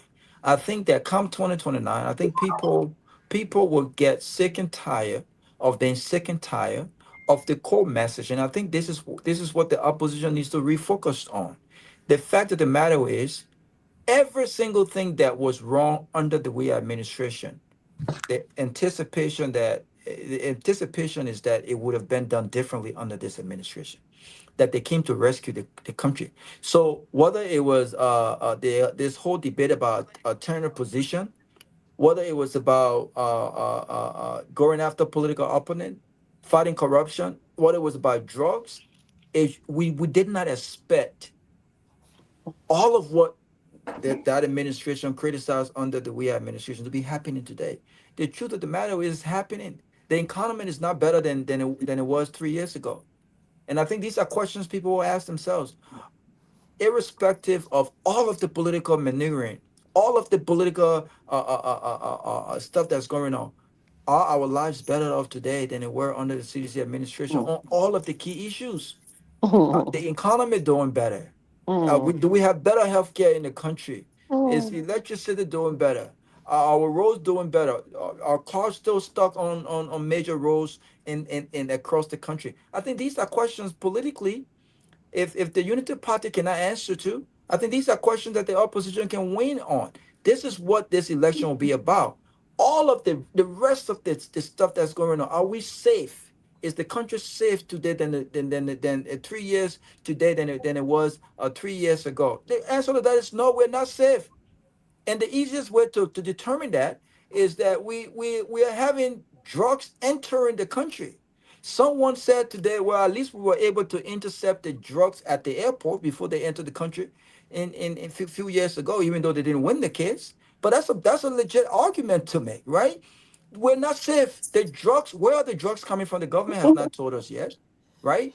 Who are those within the government that are helping these folks to bring the drugs and take the drugs out of the country? The government have not told us anything of that yet. The border, the Guineans are still occupying our border. How long? How many months has that been?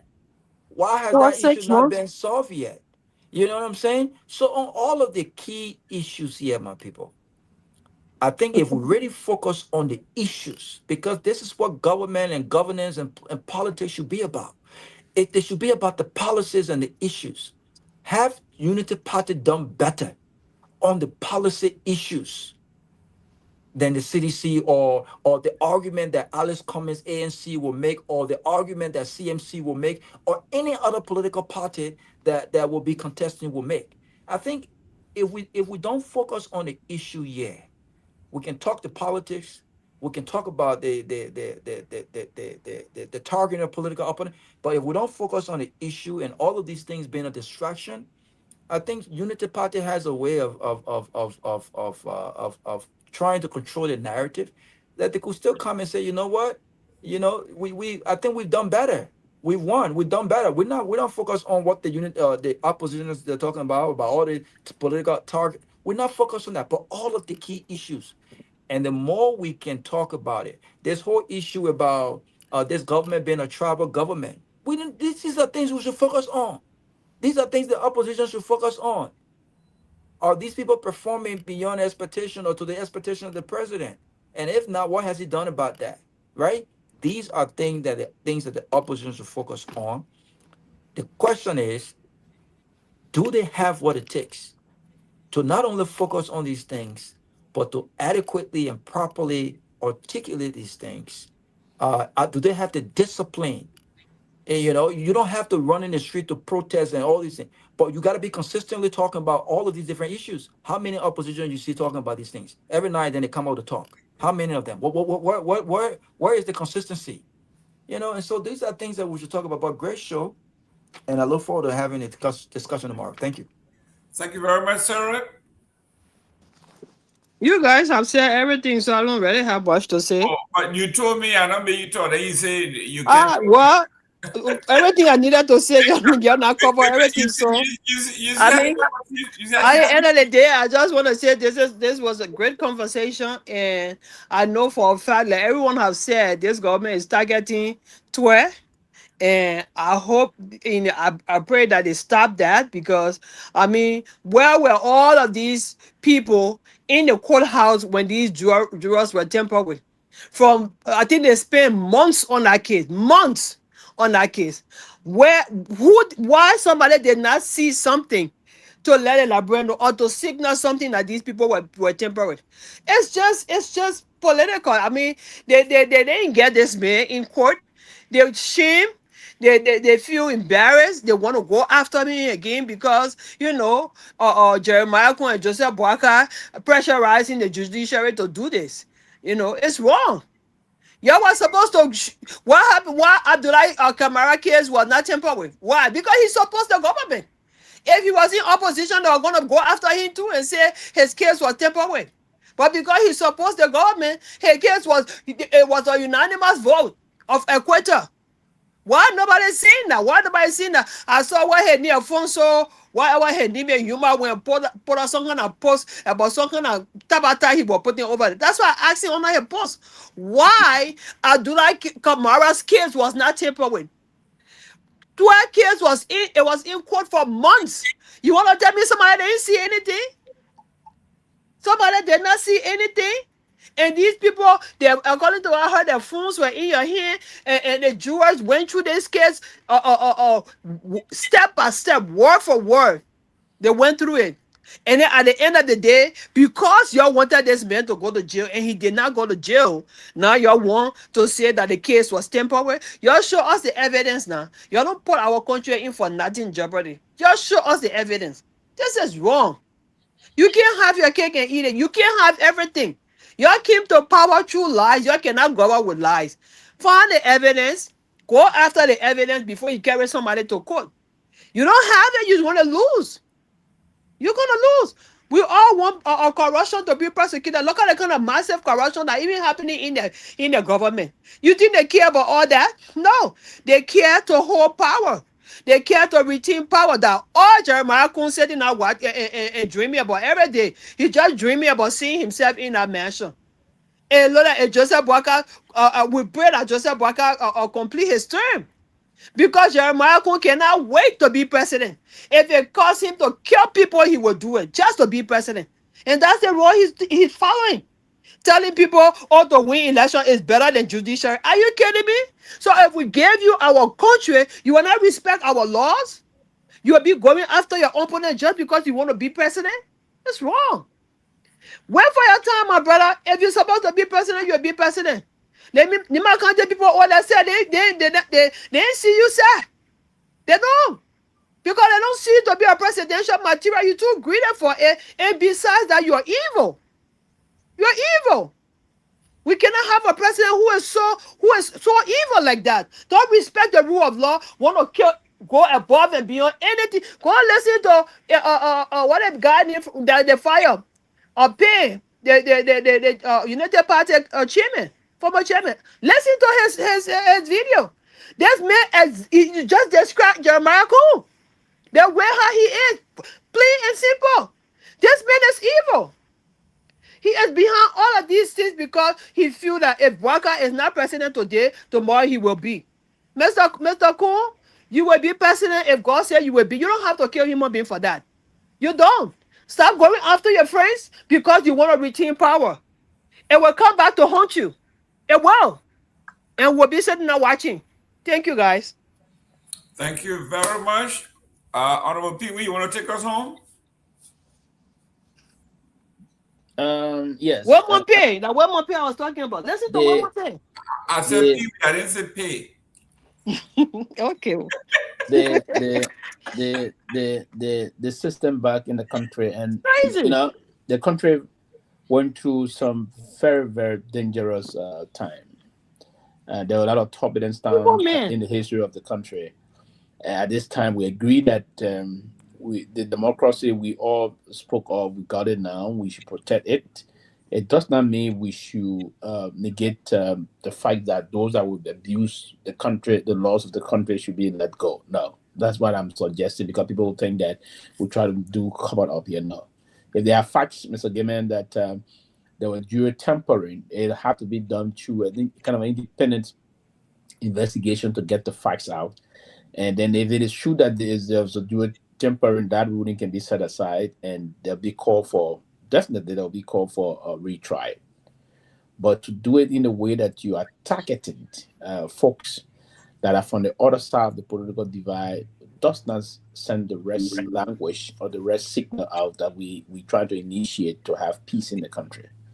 An attempt to sow these kind of seeds that are not in the interest of peace is a dangerous precedent.